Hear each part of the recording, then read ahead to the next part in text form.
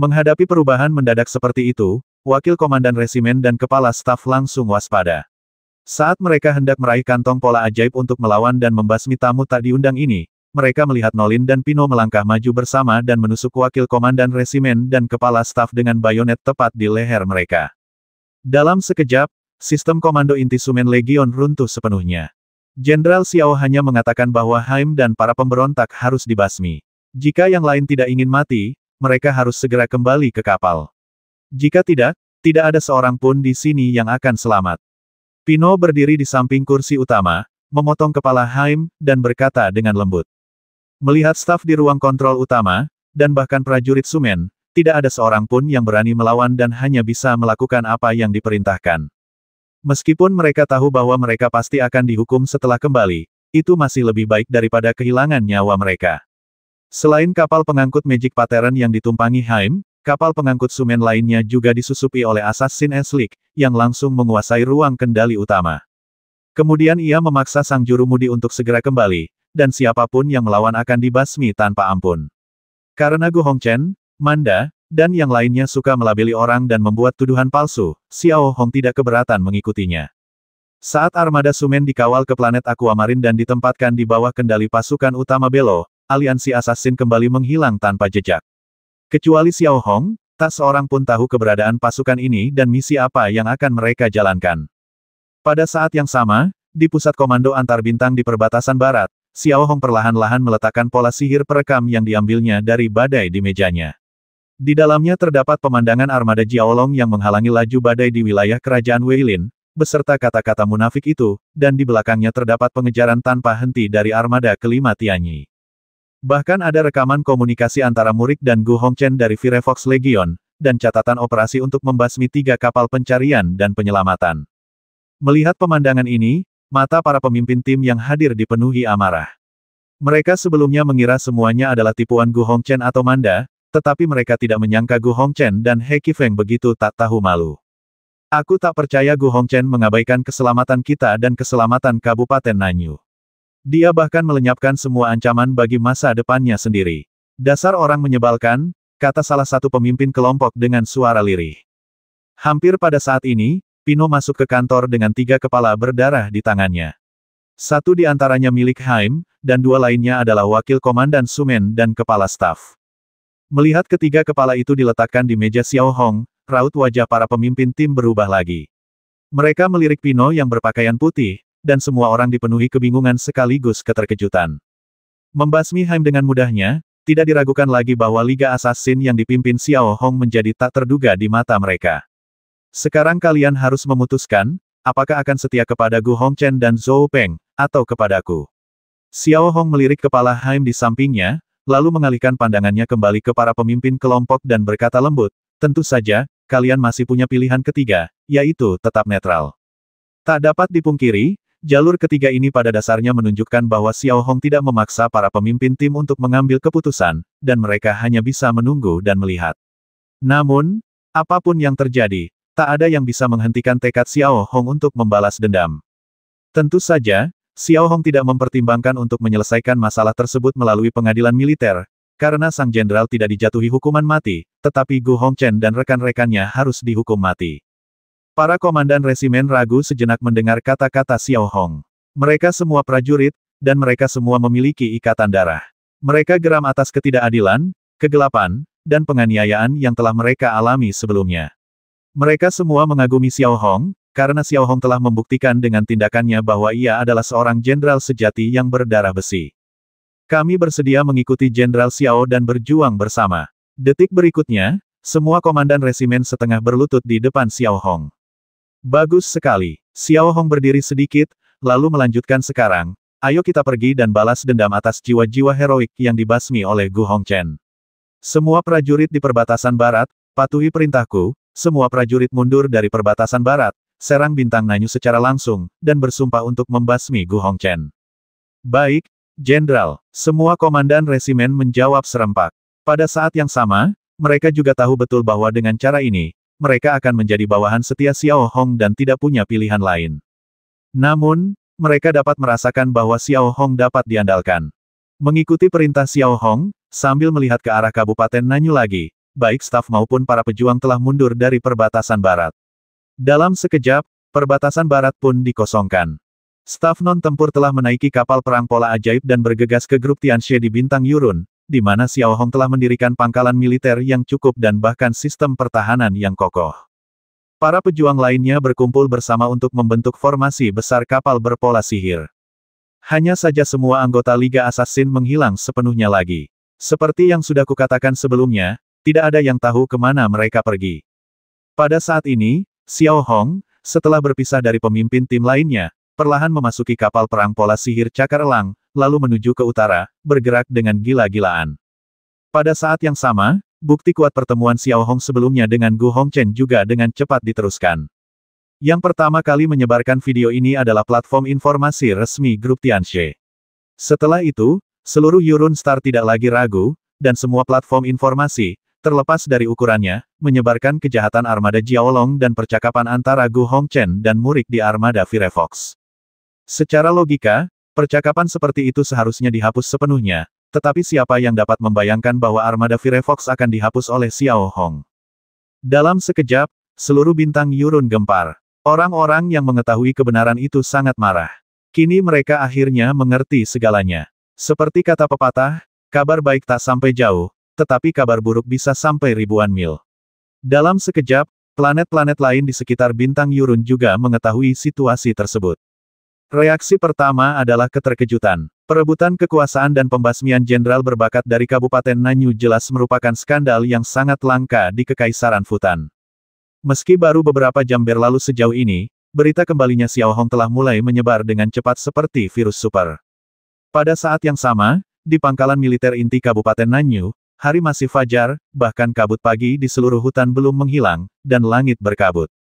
Gu Hongchen, yang masih tertidur, tiba-tiba terbangun oleh getaran pola sihir komunikasi di sampingnya. Ia melihat jam dan baru pukul 6 pagi.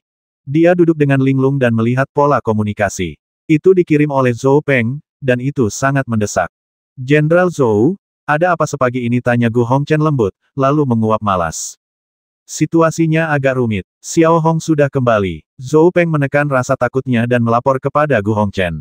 Gu Hongchen tak mampu bereaksi sejenak, karena ia tak pernah menyangka Xiao Hong bisa kembali hidup-hidup. Dalam keadaan linglung, ia mendengar Xiao Hong sebagai murid yang akan membasmi Xiao Hong. Xiao Hong sudah kembali, bagaimana dia sudah? Gu Hongchen hanya mengucapkan setengah kalimat, dan sesaat kemudian, dia sudah tegak sepenuhnya. Apa katamu Xiao Hong sudah kembali? Bagaimana mungkin? Seketika, Gu Hongchen kehilangan rasa kantuknya, matanya melebar, dan ia berkata dengan sangat terkejut. Tak diragukan lagi, ini adalah sesuatu yang tak pernah ia duga. Gu Hongchen bahkan sempat menduga bahwa ia mungkin belum bangun dan mulai bermimpi buruk. Ada hal-hal yang bahkan lebih buruk dari itu. Perbatasan barat telah sepenuhnya direbut kembali oleh Xiao Hong. Manda dibantai oleh Xiao Hong. Para prajurit di seluruh perbatasan barat telah mengkhianatinya dan memutuskan untuk setia kepada Xiao Hong. Sekarang Xiao Hong memimpin 16 kapal perang berpola sihir, 40 kapal pengangkut pasukan berpola sihir, dan total 30.000 prajurit perbatasan barat, menyerbu ke arah kita. Zhou Peng melanjutkan, nadanya agak gemetar. Tak seorang pun tahu lebih baik daripada dirinya apa arti pemandangan di depan matanya. Rencana yang disusun dengan cermat oleh Zhou Peng dan Gu Hongchen benar-benar dirusak oleh Xiao Hong, dan sekarang mereka akan menghadapi konsekuensi bencana. Setelah mendengar serangkaian perkenalan Zhou Peng, Gu Hongchen langsung ketakutan.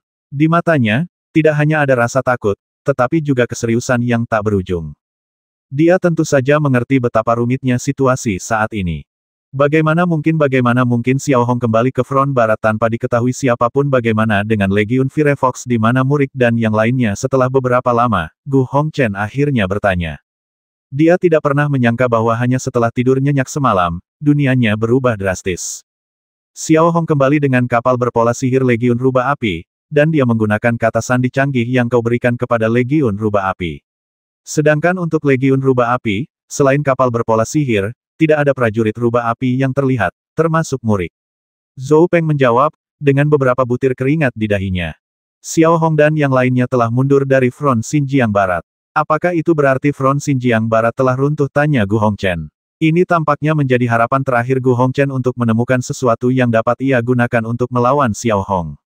Jika front Xinjiang Barat runtuh, Xiao Hong pasti akan dianggap lalai dalam menjalankan tugas. Ini pada dasarnya akan memberinya alasan untuk menghabisi Xiao Hong lagi. Namun, hasil yang didapat Gu Hongchen adalah 3 front kerajaan Weilin ditarik sepenuhnya, dan yang lebih penting, He Long benar-benar memberi muka kepada Xiao Hong dan secara khusus mengirimkan intelijen setengah benar, yang sengaja dicegat oleh Kabupaten Nanyu. Isinya sangat sederhana karena Yin Wei Xiao Hong, pasukan kerajaan Weilin, beristirahat di semua front. Informasi tersebut tidak diragukan lagi menyampaikan pesan bahwa kerajaan Weilin penuh dengan kekhawatiran terhadap Xiao Hong. Mendengar ini, wajah Gu Hongchen langsung berubah pucat. Tak diragukan lagi, tujuan kerajaan Weilin melakukan ini, di satu sisi, mungkin karena mereka khawatir dengan gaya Xiao Hong yang keras. Jika ia tidak patuh, mereka akan menghajarnya hingga tunduk, dan jika tidak patuh, mereka akan membasminya. Tentu saja, yang lebih penting adalah mereka tidak ingin terlibat dalam kekacauan ini, karena takut Xiao Hong akan bersatu melawan musuh dan melenyapkan musuh asing terlebih dahulu. Bab 494 Perubahan Dramatis. Bagian 1. Setelah itu, Gu Hongchen tak berani berhenti lagi. Ia mengenakan seragam jenderalnya dan bergegas ke markas. Zhou Peng dan lebih dari selusin jenderal kepercayaan Gu Hongchen muncul di markas, wajah mereka muram. Pada saat ini, semua orang sangat jelas bahwa jika Gu Hongchen jatuh dan Xiao Hong mengambil alih, menurut gaya Xiao Hong yang biasa, akankah dia meninggalkan jenderal seperti mereka yang menduduki toilet tetapi tidak melakukan apa-apa?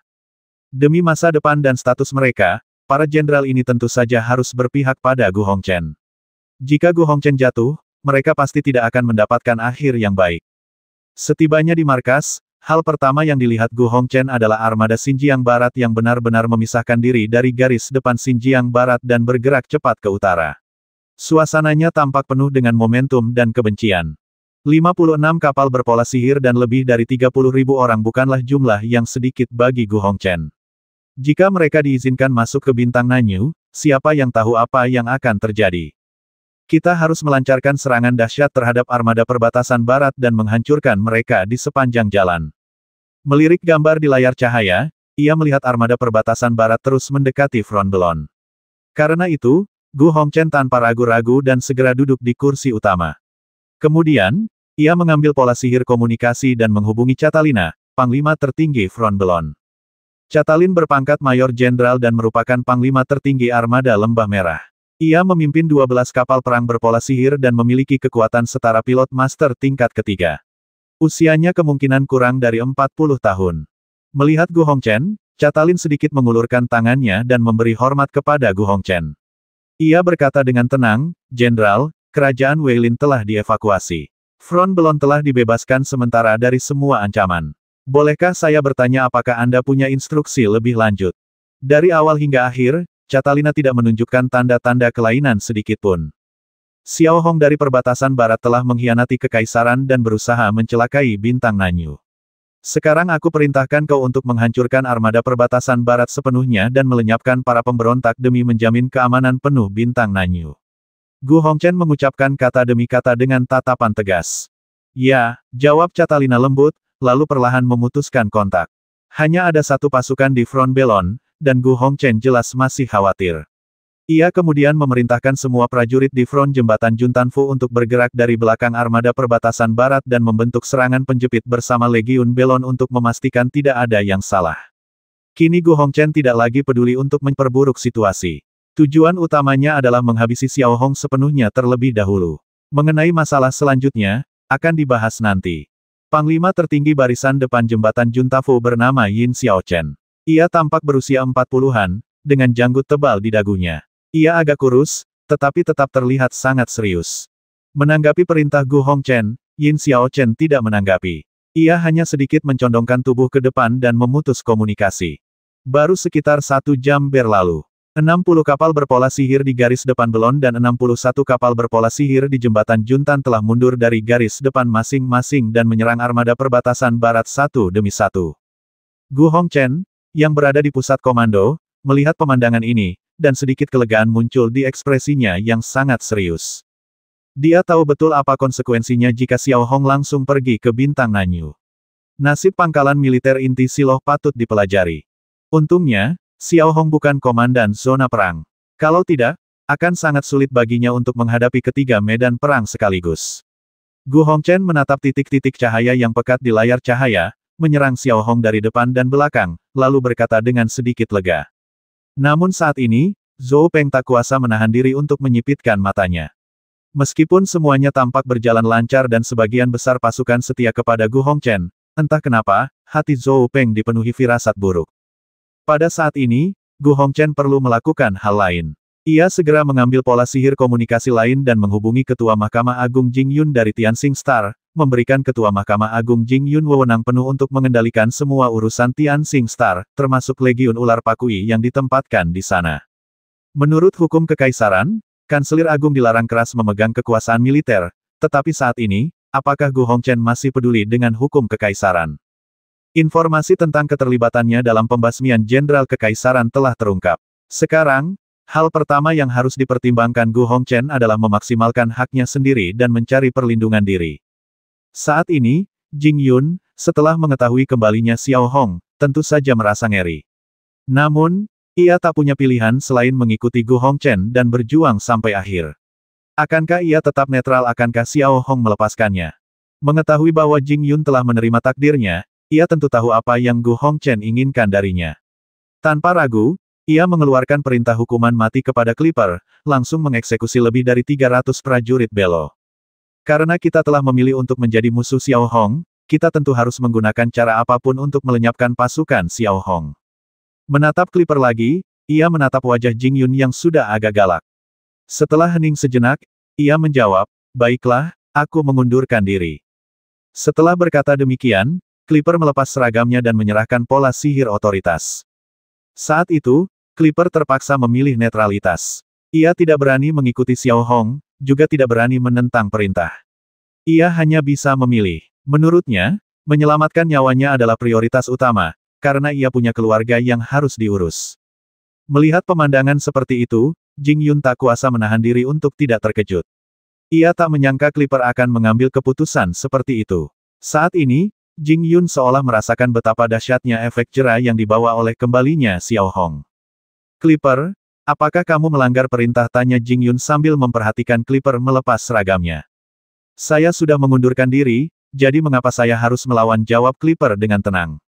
"Dasar pengecut, apa yang perlu ditakutkan dari penjahat Xiao Hong itu karena kau sudah mengundurkan diri? Baiklah, aku akan mengambil alih posisimu sekarang.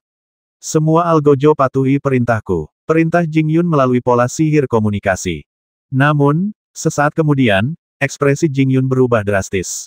Ia melihat Algojo telah lama menghilang dari panggung eksekusi. Menghadapi para prajurit belo di panggung eksekusi, tak seorang pun berani menembak, kecuali mereka tak ingin hidup. Pada saat yang sama, meski prajurit belo di panggung eksekusi berada dalam kondisi menyedihkan, ekspresinya dipenuhi dengan keganasan yang tak berujung. Setelah sekian lama, mereka secara alami mengetahui berita kembalinya Xiao Hong, dan darah di tubuh mereka mulai mendidih. "Kau pikir aku tidak punya jalan keluar jika kau mengundurkan diri?" Jing Yun, yang sedang berada di kantor, melirik pemandangan di depannya dan langsung memutus komunikasi. Lalu, tanpa berhenti sejenak, ia menghubungi Ningjia, Komandan Legiun Ular Pakui di dekat area eksekusi. Tak lama kemudian, gambaran 3 dimensi Ningjia muncul di layar cahaya, tetapi matanya tampak sedikit kabur dan ragu-ragu. Jing Yun tidak sempat memperhatikan ekspresi Ningjia. Ia segera memerintahkan, "Kolonel Ningjia, sekarang aku perintahkan kau untuk mengambil alih sepenuhnya area eksekusi. Seluruh 321 prajurit belo akan dihukum mati." "Ya, aku mengerti, aku mengerti." Ningjia menyeka keringat di kepalanya dengan tangan gemetar dan menjawab dengan gemetar. Kemudian ia memutus komunikasi, mengalihkan pandangannya ke meja, lalu dengan hati-hati menggerakkan pola sihir komunikasi militer di tangannya ke depan.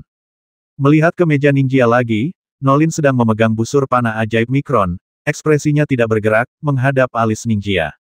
Melihat ke belakang Nolin, selain selusin anggota Liga Assassin, ada mayat pengawal Ningga, totalnya lebih dari 20 orang terbasmi. "Aku tidak perlu mengajarimu apa yang harus dilakukan," kan Nolin berkata kepada Ningjia di depannya kata demi kata dengan ekspresi dingin. Aku tahu, Ningjia menjawab dengan lembut, lalu mengangkat interkom dan segera memerintahkan pasukannya untuk berpencar menjadi 2 kelompok. Satu kelompok akan menyelamatkan pasukan belo, dan kelompok lainnya akan mengepung istana militer. Mereka akan bertindak seolah-olah tidak mampu campur tangan, mengambil alih bintang Tianxing, dan menangkap semua orang kepercayaan Gu Hongchen. Meskipun Ningjia selalu ingin tetap netral, hal itu kini mustahil. Hingga kini, ia masih belum tahu apa yang dilakukan orang-orang berpakaian putih itu. Namun, ia yakin orang-orang ini tidak akan peduli dengan apapun, apalagi kepolosan. Mereka akan membasmi siapapun yang mereka mau. Pada saat yang sama, Xiao Hong, yang berada di Eagle Claw, secara alami dapat melihat armada belon mendekat di depannya, yang terdiri dari total 60 kapal pola sihir. Menghadapi pemandangan ini, tidak ada sedikit pun ketegasan di wajah Xiao Hong. Sebaliknya, ia sedikit mengangkat tangannya dan mengacungkan jari telunjuk dan jari tengahnya. Gerakan ini hanya berarti satu hal, yaitu, semua orang harus siap bertempur. Sekarang, siapapun orangnya, selama dia berani menghentikan Xiao Hong, dia pasti akan mati. Xiao Hong berani menghadapinya secara langsung sampai dia mengambil kepala Gu Hongchen.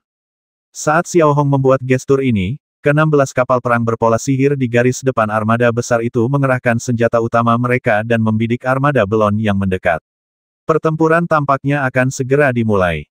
Para penembak yang ditempatkan di Eagle Claw terus melakukan hal yang sama, menyesuaikan sudut moncongnya. Sekarang, selama Xiao Hong memberi perintah, artileri berat dari 16 kapal pengangkut pasukan akan menembak secara bersamaan. Namun, pada saat ini, ekspresi Xiao Hong tiba-tiba sedikit berubah.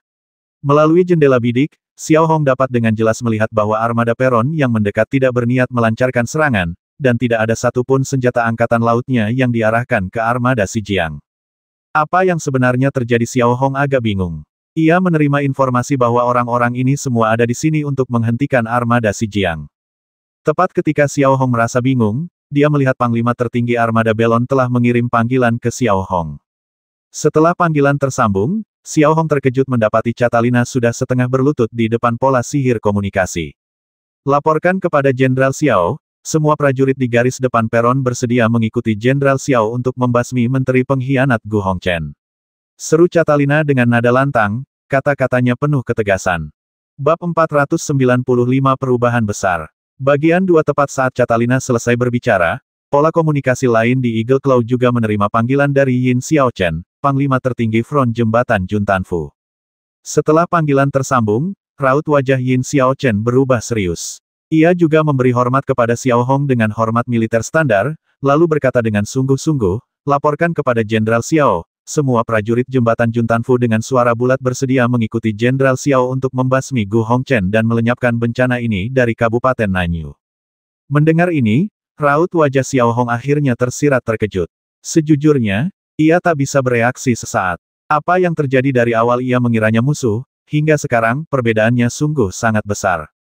Bukankah kalian yang dikirim Gu Hongchen untuk mengepung dan menekanku? Tanya Xiao Hong, berusaha tetap tenang. Gu Hongchen apalagi yang dia pedulikan selain status dan kekuasaannya di matanya, dia tak pernah memikirkan kebangkitan Kabupaten Nanyu.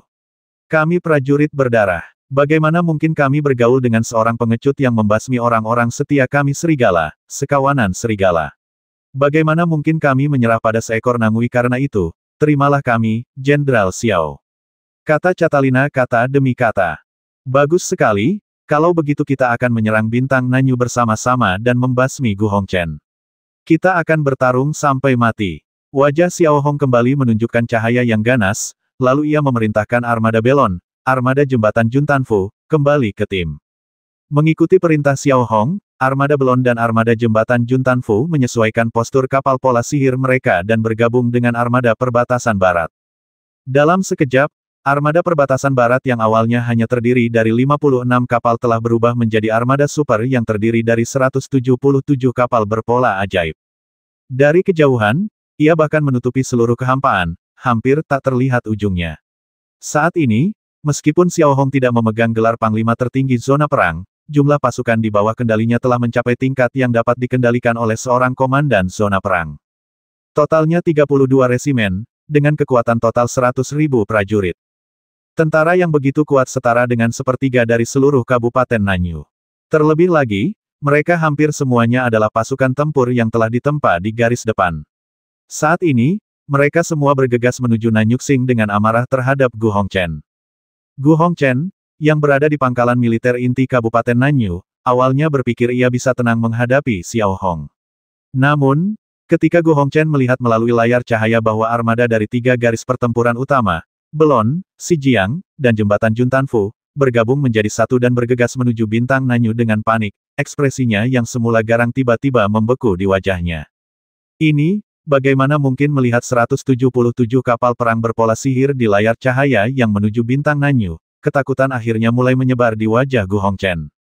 Situasinya sudah sangat jelas. Berdasarkan hak istimewa Sang Jenderal, apapun kesalahan yang diperbuatnya, ia tidak akan dihukum mati. Namun, jika ia menghadapi Xiao Hong, mungkin hukumannya tidak akan sama. Pemberontak orang pembawa sial ini, gumam Gu Hongchen dalam hati, keringat dingin sudah membasahi dahinya. Saat ini, tak seorang pun yang tahu lebih baik daripada Gu Hongchen betapa seriusnya situasi ini. Lagi pula, jika Zof tahu apa yang sedang terjadi, orang bisa membayangkan apa yang akan terjadi. Bahkan, sepertinya hanya masalah waktu sebelum Zof mengetahuinya. Lagi pula, kertas tidak bisa menyembunyikan api. Jenderal, warga di wilayah permukiman Nanyu Star telah mulai berunjuk rasa, menuntut pengunduran diri Anda dan menghadapi sanksi dari pengadilan militer. Laporkan kepada Jenderal Gu Hongchen, penduduk bintang Eiki sedang membuat kerusuhan, menuntutmu basmi diri sebagai ucapan terima kasih kepada dunia. Tepat ketika Gu Hongchen merasa situasinya sangat serius, jenderal kepercayaannya datang satu demi satu dan melapor kepadanya. Tidak diragukan lagi bahwa situasi ini telah menjadi masalah besar. Jelas, setelah serangkaian skandal Gu Hongchen yang tak terkatakan terungkap, orang-orang yang sadar telah melihat wajah buruk Gu Hongchen. Bukan karena Kabupaten Nanyu tidak bisa berkembang, tetapi Gu Hongchen hanya mempertimbangkan masa depan dan statusnya sendiri sebelum bertindak. Antara naik dan berkuasa, Gu Hongchen tidak diragukan lagi lebih haus akan kekuasaan di tangannya, dan menindas serta membasmi jenderal-jenderal terkenal yang lebih kuat darinya. Melihat platform informasi elektronik komersial di mana-mana berulang kali memutar adegan He Qifeng menghalangi badai dan percakapan pribadi antara Gu Hongchen dan murid, wajah Gu Hongchen berubah dari pucat menjadi pucat pasi. Pada titik ini, hanya platform informasi resmi Kabupaten Nanyu yang masih memuji jasa Gu Hongchen dan prestasi Kabupaten Nanyu dalam mengusir kerajaan Weilin. Berikan perintah. Warga dilarang keras melawan militer dalam bentuk ilegal ini. Demonstrasi dilarang keras. Kirim tentara untuk mengusir mereka. Kirim kendaraan lapis baja berpola sihir untuk berpatroli di jalan-jalan, dan kirim lebih banyak pasukan untuk memantau platform informasi berpola sihir komersial. Siapapun yang bicara omong kosong akan diblokir platform informasinya. Pada titik ini, Gu Hongchen mulai menggila demi hak-haknya sendiri. Dulu tidak apa-apa asalkan dia punya daun ara, tapi sekarang daun ara itu sudah robek, dan Gu Hongchen akhirnya mengungkapkan nama keluarga aslinya. Adapun Zof, Gu Hongchen sudah memutuskan. Paling buruk, ia akan memutuskan semua hubungan dengannya dan menyatakan negaranya otonom. Dengan mengandalkan kekuatan militer yang dimilikinya, ia akan memisahkan diri dari Kekaisaran Futan. Paling buruk, ia akan membelot ke gugus bintang Rila atau negara-negara musuh Kekaisaran Futan lainnya. Namun, prasyarat untuk semua ini adalah melenyapkan Xiao Hong sepenuhnya, jadi Gu Hongchen harus bergegas. Setelah Gu Hongchen selesai menjelaskan semua ini, raut wajahnya berubah garang. Ia kemudian kembali menatap layar cahaya utama, mengambil pola sihir komunikasi, dan mulai memobilisasi pasukan, bersiap membangun front yang kuat antara Kabupaten Nanyu dan pemberontak Xiao Hong, untuk melenyapkan Xiao Hong secepat mungkin, sekaligus memerintahkan He Qifeng untuk bertindak sebagai panglima tertinggi operasi ini. Sekarang, satu-satunya hal yang bisa disyukuri Gu Hongchen adalah dia masih mengendalikan 2/3 pasukan Kabupaten Nanyu, jadi masih ada kemungkinan besar untuk membasmi Xiao Hong. Saat ini, 6 kapal perang berpola sihir armada taktis Jiaolong milik He Qifeng berada di dekat bintang Tianxing. Ketika mengetahui bahwa Xiao Hong telah kembali, He Qifeng pun terkejut. Wajar saja, ia juga merasakan kepedihan yang tak berujung. Lagi pula, jika Zof tahu tentang masalah ini, konsekuensinya akan terlihat jelas. Namun, He Qifeng belum putus asa. Lagi pula, sebagian besar prajurit kini berada di tangan Gu Hongchen. Yang ingin dilakukan He Qifeng sekarang adalah membangun sistem pertahanan di 3 planet layak huni, Tianxing, El, dan Yongheng. Selama mereka dapat mendukung armada gabungan perbatasan barat, semuanya akan baik-baik saja. Lagi pula, seluruh Kabupaten Nanyu masih di tangan Gu Hongchen, dan bala bantuan akan datang dari segala arah. Dengan pemikiran ini, He Qifeng tidak berhenti dan mulai memobilisasi pasukan di mana-mana untuk membentuk garis pertahanan. Namun, ada 3 atau 4 legiun yang sama sekali tidak mematuhi perintah He Qifeng. Bahkan Zhang Dakuan, pemimpin Legiun Tottenham Hotspur, mulai memaki He Qifeng ketika melihatnya. Menghadapi situasi seperti itu, wajah He Qifeng memucat. Dulu, menghadapi kutukan seperti itu, He Qifeng pasti akan membuat petugas ini membayar, tetapi sekarang, He Qifeng benar-benar tidak peduli padanya. Dia hanya bisa mengingat masalah ini, dan setelah membasmi Xiao Hong, dia akan kembali untuk menyelesaikan masalah dengan Zhang Dakuan. Untungnya, di area yang luas di sekitar Bintang Tianxing, masih ada cukup pasukan dari 16 legiun. Jumlah kapal perang berpola sihir, termasuk 6 kapal armada Jiaolong, berjumlah 21. Dengan cara ini, tidak akan ada masalah untuk sementara waktu menghalangi laju Xiao Hong. Selama mereka bisa bertahan selama 2 hari, semua legiun di wilayah lain di Kabupaten Nanyu akan berkumpul di sini. Melihat layar cahaya, sejumlah besar pasukan dengan cepat berkumpul menuju Bintang Tianxing setelah menerima perintah. Akhirnya, secercah kelegaan terpancar di wajah He Qifeng. Dia kemudian menghubungi komandan militer tertinggi di Tianxing, El dan Yongheng, dan memerintahkan mereka untuk membantu pertahanan planet. Yang sekarang memegang kendali penuh atas Bintang Tianxing adalah Ketua Mahkamah Agung Jing Yun, yang kini dianggap sebagai orang kepercayaan Gu Hongchen. Tentu saja, dibandingkan dengan orang kepercayaan lama seperti He Qifeng, ia masih setingkat lebih rendah. Menghadapi perintah He Qifeng, wajah Jing Yun penuh rasa hormat, tetapi dahinya dipenuhi keringat, yang terus mengalir di pipinya. Kenapa kamu berkeringat banyak melalui layar cahaya? He Qifeng secara alami memperhatikan ekspresi aneh Jing Yun. Tidak ada apa-apa, apakah terlalu panas? Jawab Jing Yun dengan gemetar. Apa kau takut Xiao Hong akan membasmi semua orang yang setia kepada Jenderal Gu Hongchen? Biar ku katakan saja, Xiao Hong tidak punya kemampuan sebanyak itu. Rasanya seperti lelucon bahwa dia bisa menggulingkan Kabupaten Nanyu. Tunggu saja, sebentar lagi, aku akan memotong kepala Xiao Hong secara terbuka dan membasmi pengkhianat ini sepenuhnya. He Qifeng mengerutkan kening dan berbicara perlahan kepada He Qifeng dan yang lainnya. Ya, Ketua Mahkamah Agung Jing Yun mengangguk cepat dan terus menyeka keringat di wajahnya dengan tangan gemetar. Menatap Jing Yun yang tengah memegang pola sihir komunikasi, Nuolin tengah memegang panah pola sihir mikron yang menghadapnya, dengan tatapan mata tenangnya yang menunjukkan rasa dingin yang tak berujung. Di belakang Norin ada lebih dari 300 tentara belo yang diselamatkan, Ninga, Komandan Legiun Ular Pakui, serta Ozil dan Amin Zuo dalam seragam penjara. Pada dasarnya, kantor Jing Yun yang besar dipenuhi orang-orang Xiao Hong. Bahkan, seluruh Bintang Tianxing telah sepenuhnya dikendalikan oleh Xiao Hong.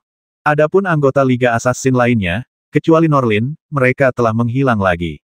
Bahkan, para anggota Liga Assassin kini tidak berkumpul sama sekali. Mereka membentuk kelompok-kelompok yang terdiri dari 20 orang dan menyusup kemana-mana, khususnya menguasai lokasi-lokasi yang sangat kritis.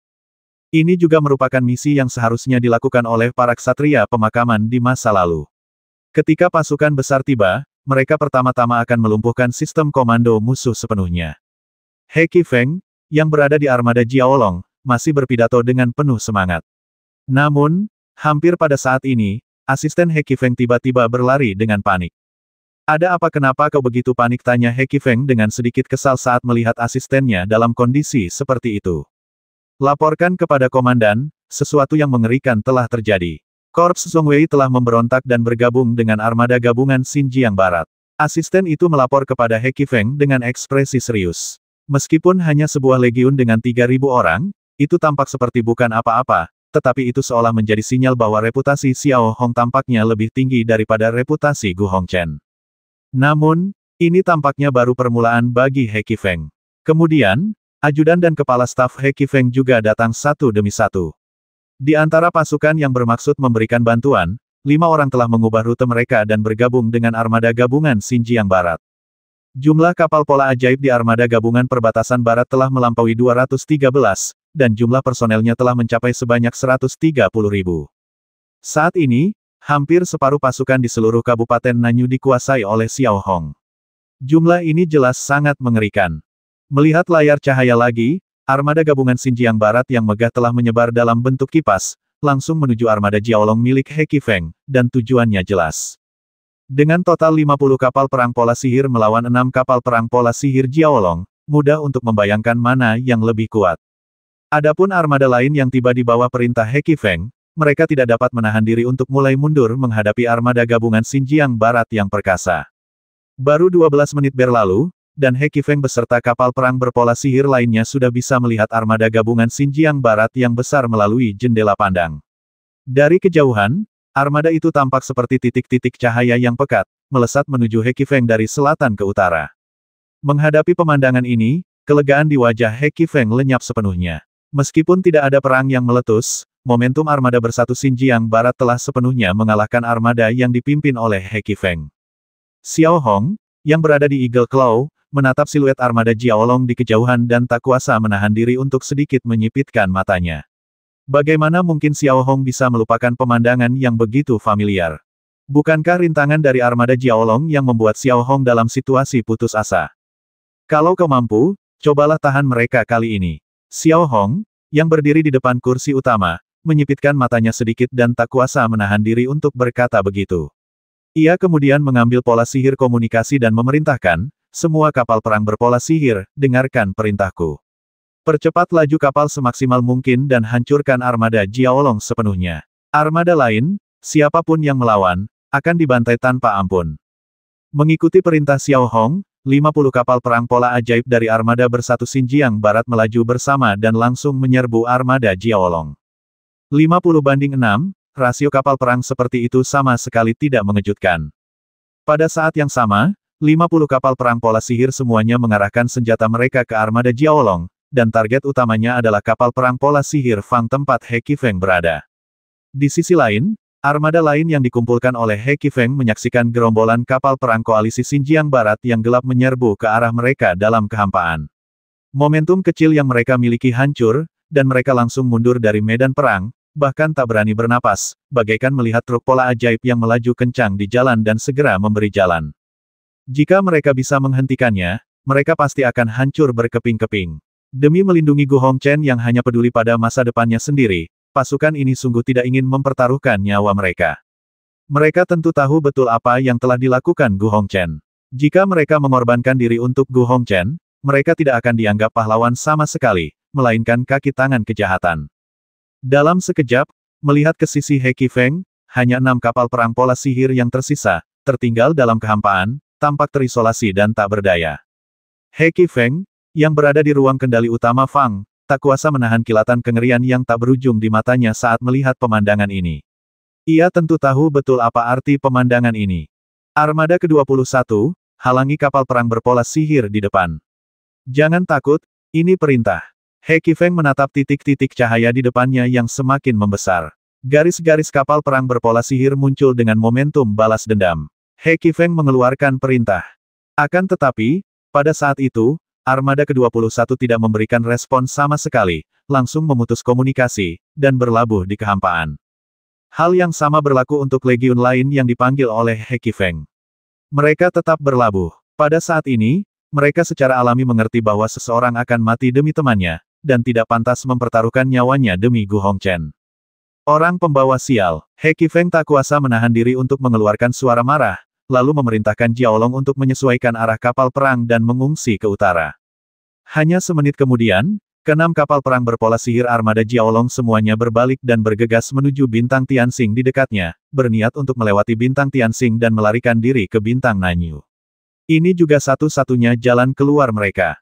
Adapun armada gabungan Xinjiang Barat yang mengejar dari dekat, semua senjata utama mereka telah diaktifkan, terus-menerus berusaha mencari peluang untuk mengunci armada Jiaolong.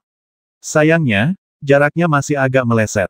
Melihat melalui layar cahaya bahwa armada bersatu Xinjiang Barat di belakangnya, yang membawa api balas dendam, tidak dapat menguncinya, He Qifeng tak kuasa menahan napas lega. Saat ini, bisa dikatakan ia tak pernah membayangkan pengaruh Xiao Hong akan sebesar ini. Garis pertempuran yang baru saja ia bangun hampir runtuh dengan sendirinya dan dihancurkan oleh momentum Xiao Hong. Laporkan kepada komandan, ada pergerakan yang tidak biasa di bintang Tianxing. Tepat ketika He Qifeng mengira dia telah lolos sementara dari bahaya dan dapat melarikan diri, asistennya tiba-tiba melapor kepada He Qifeng. Melihat layar cahaya lagi, di atas bintang Tianxing, lebih dari selusin kapal pengangkut pasukan berpola sihir dan kapal pengangkut telah melesat keluar dari atmosfer, lalu berbaris di depan armada taktis Jiaolong, bergerak ke utara dengan kecepatan yang sangat lambat, menutup rapat jalur armada Jiaolong.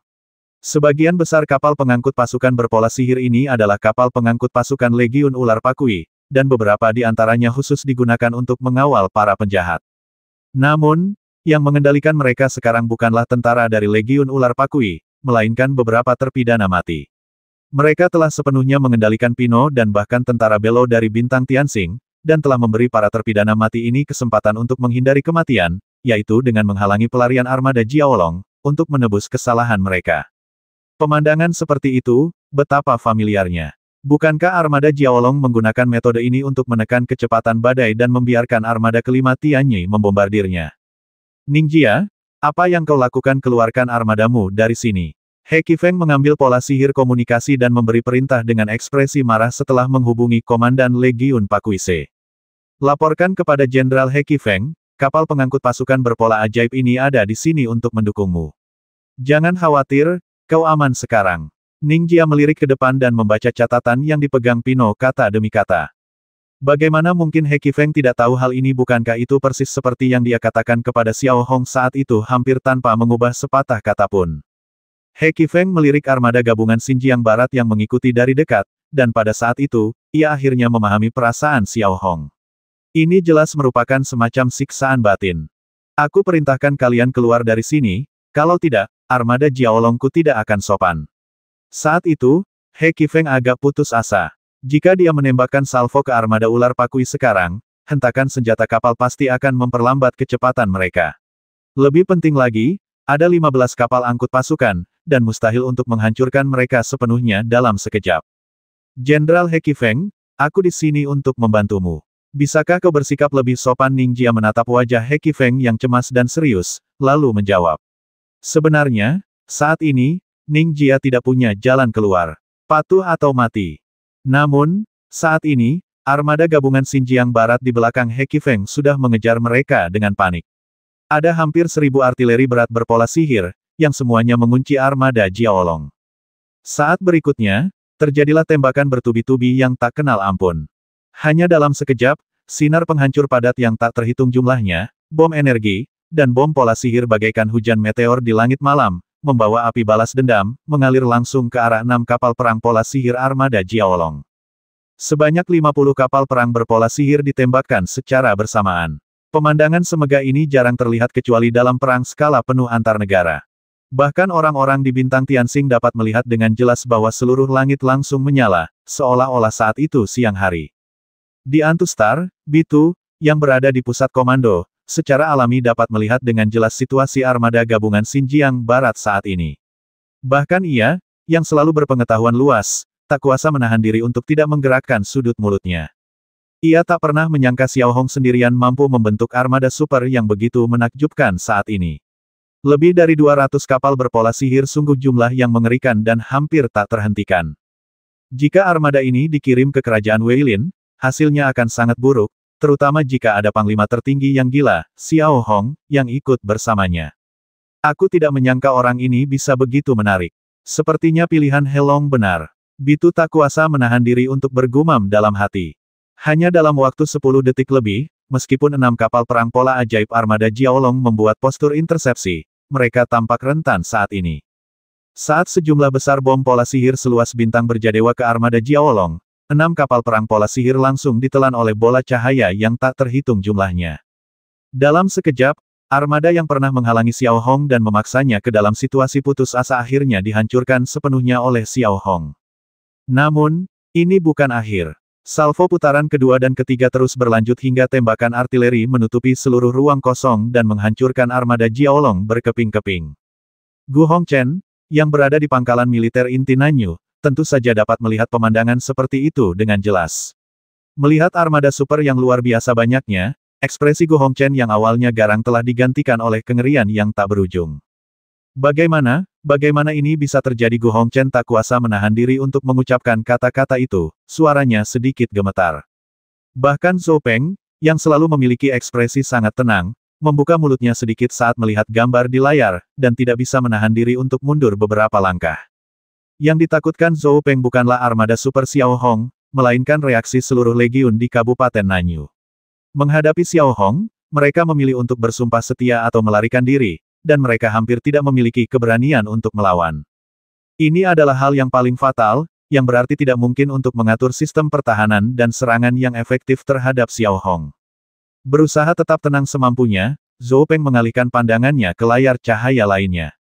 Gambar di atas menunjukkan peta distribusi semua legiun di Kabupaten Nanyu. Ada 11 legiun dan 21 kapal perang pola sihir di dekat bintang Nanyu, yang dianggap sebagai perlindungan utama bagi planet inti bintang Nanyu. Pada dasarnya, ini adalah pasukan paling terpercaya di bawah Gu Hongchen, kedua setelah Firefox Legion. Ada lebih dari 20 legiun lain yang dapat tiba dalam 1 atau 2 hari, tetapi tidak diketahui apakah legiun ini akan menyerah kepada Xiao Hong atau mundur. Sekarang, kita harus memikirkan cara untuk menjaga lebih dari 20 legiun itu tetap di tangan kita agar mereka tidak membelot lagi, kata Gu Hongchen dengan suara berat dan wajah dingin. Tidak diragukan lagi, jika 5 dari lebih dari 20 pasukan ini setia kepada Xiao Hong, maka Kabupaten Nanyu akan berada dalam posisi yang sangat tidak menguntungkan saat menghadapi armada gabungan Xinjiang Barat. Saat ini, kita tak punya pilihan selain menerapkan strategi ekstrim, kata Zhou Peng lirih, dan kilatan kekejaman tak berujung kembali terpancar di matanya. Lalu perlahan ia mengalihkan pandangannya ke pria tua di depannya yang berusia lebih dari 60 tahun. Ia adalah komandan divisi Jiuquan, bernama Jiang Zhengchun.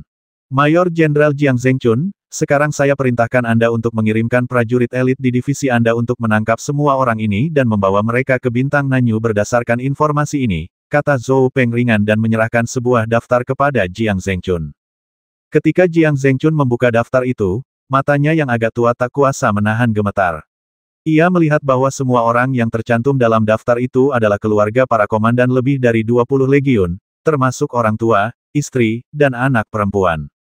Ini, Jiang Zhengchun tak kuasa menahan diri untuk tidak bersuara. Ia tentu saja mengerti apa yang akan dilakukan Zhou Peng. Ia menggunakan keluarga-keluarga ini sebagai sandera untuk memaksa para pemimpin kelompok itu bekerja untuknya dan melawan Xiao Hong. Perilaku seperti itu pada dasarnya telah menyimpang sepenuhnya dari standar moral yang seharusnya dimiliki oleh prajurit biasa, dan bahkan lebih dibenci daripada bandit.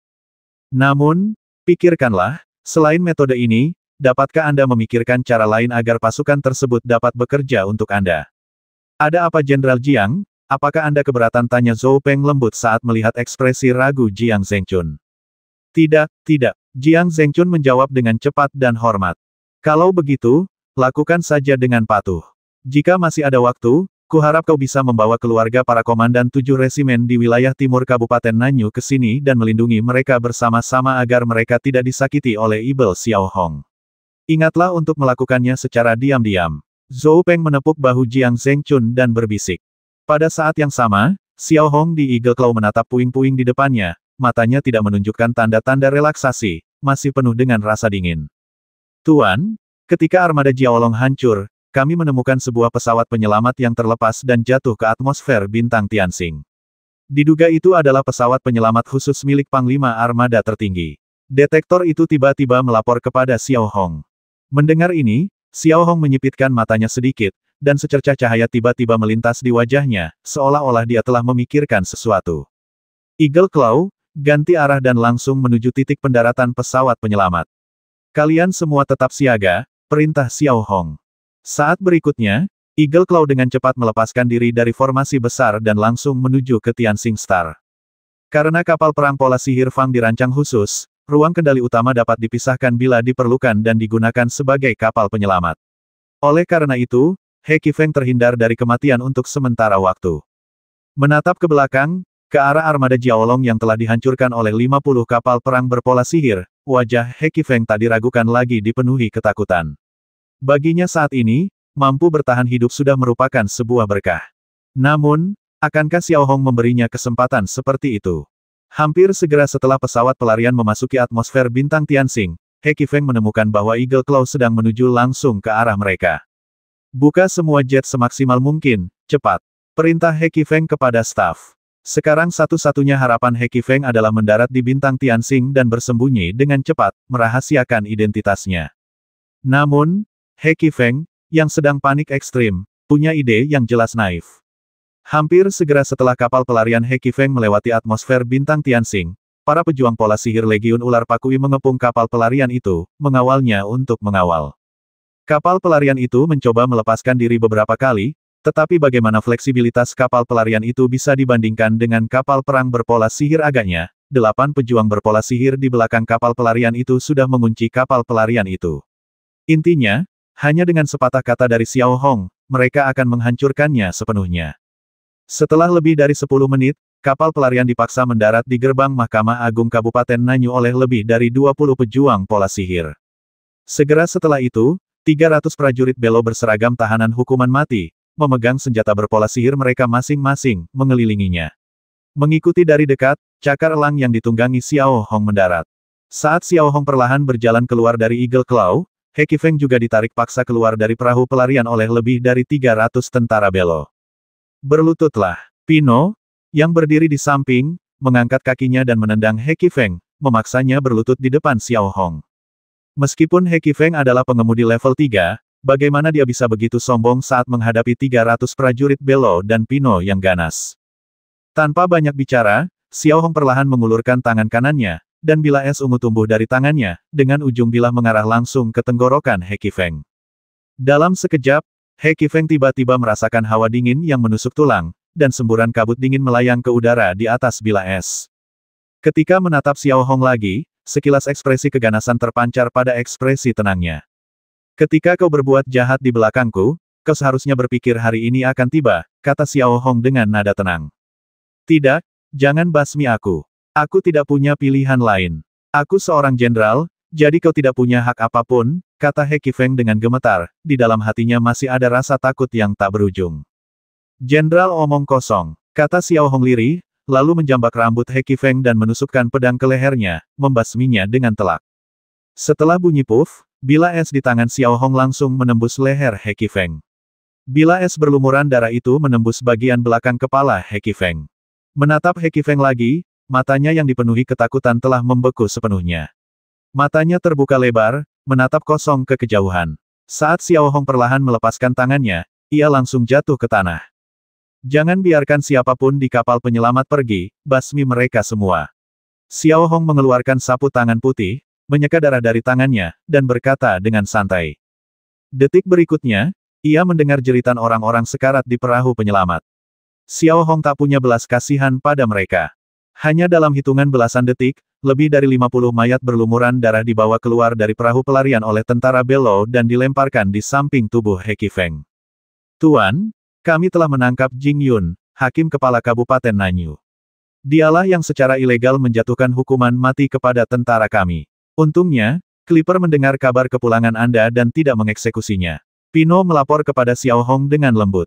Ilegal dengan hakim ketua seperti itu, apa masih ada yang namanya hukum di Kabupaten Nanyu? Xiao Hong menanggapi dengan senyum tipis, lalu mengangkat kepalanya sedikit dan memberi isyarat kepada Pino untuk memimpin jalan menemui Jing Yun. Saat ini, Pino adalah satu-satunya anggota Liga Pembasmi Bintang Tianxing yang tersisa. Sisanya dibubarkan lagi oleh Xiao Hong untuk menjalankan rencana selanjutnya. Setibanya di kantor Jing Yun, Xiao Hong melihat Jing Yun telah ditopang oleh 2 tentara belo berseragam penjara. Keringat dingin mengucur deras di dahinya. Apalagi saat melihat Xiao Hong berpakaian putih masuk, raut ketakutan terpancar di wajahnya. Belum lama ini, ia mengancam akan membasmi anak buah Xiao Hong.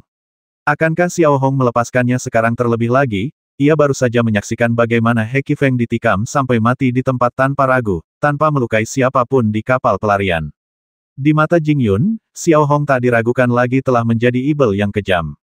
Xiao, Jenderal Xiao, aku sangat senang kau bisa kembali dengan selamat. Sepertinya, Kabupaten Nanyu kita sudah dekat untuk bangkit. Melihat Xiao Hong duduk perlahan di kursinya, Jing Yun berkata dengan senyum menawan di wajahnya. Xiao Hong tidak menjawab, tetapi perlahan-lahan mengambil catatan persidangan Jing Yun. Ini adalah beberapa persidangan konyol yang telah disortir Pino sebelumnya. Setelah membaca halaman pertama saja, secercah perintah terpancar di wajah Xiao Hong yang damai.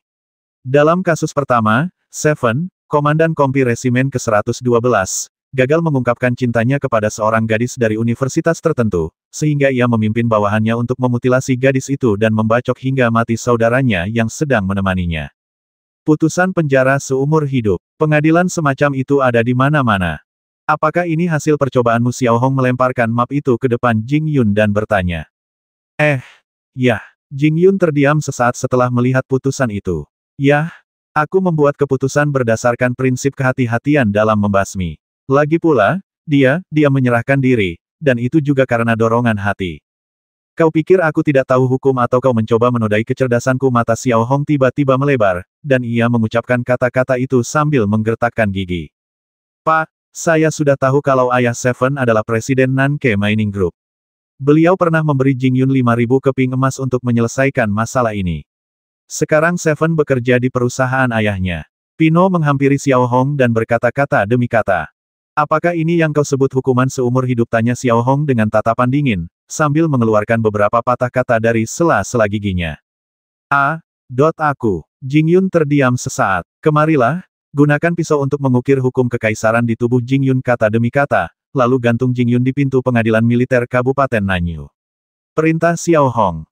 Bab 498 melakukan kejahatan atas nama surga. Bagian 2. Baik, Jenderal. Kedua prajurit Belo menjawab dan bersiap menyeret Jing Yun keluar. Jenderal Xiao, kau tidak berhak melakukan ini padaku. Apa yang kau lakukan itu ilegal. Mendengar perintah Xiao Hong, Jing Yun semakin ketakutan, dan ia terus meronta. Jika ada hukum dan ketertiban, aku akan menaatinya. Jika tidak ada hukum, aku akan berbuat jahat demi dewa. Xiao Hong menatap Jing Yun dan mengucapkan kata demi kata. Kemudian ia memerintahkan Pino kirim pasukan untuk menghabisi seluruh keluarga Seven.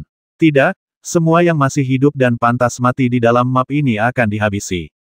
Faktanya, mereka yang pantas mati namun tidak mati, semuanya adalah para playboy dari keluarga kaya, yang datang ke Kabupaten Nanyu untuk mencelakai rakyat jelata.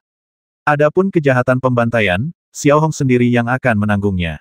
Setelah Xiao Hong selesai menjelaskan hal-hal ini, dia mengambil pola sihir komunikasi dan memerintahkan 300 prajurit Belo berseragam penjara untuk menaiki Eagle Claw dan segera mengikuti armada gabungan perbatasan barat untuk bergegas menuju Nanyu Star. Komandan, kau tidak mau ikut denganku? Tanya prajurit Belo terkejut setelah menerima berita itu. Aku akan mengambil rute lain, jawab Xiao Hong dan memerintahkan Eagle Claw untuk berlayar. Melihat Xiao Hong kehilangan kontak, Eagle Claw segera berlayar dan bertemu kembali dengan pasukan besar di luar atmosfer. Pino agak terkejut dan bertanya dengan bingung, Komandan, apa maksudmu dengan arah sebaliknya? Naik kapal penumpang antar bintang Kabupaten Nanyu.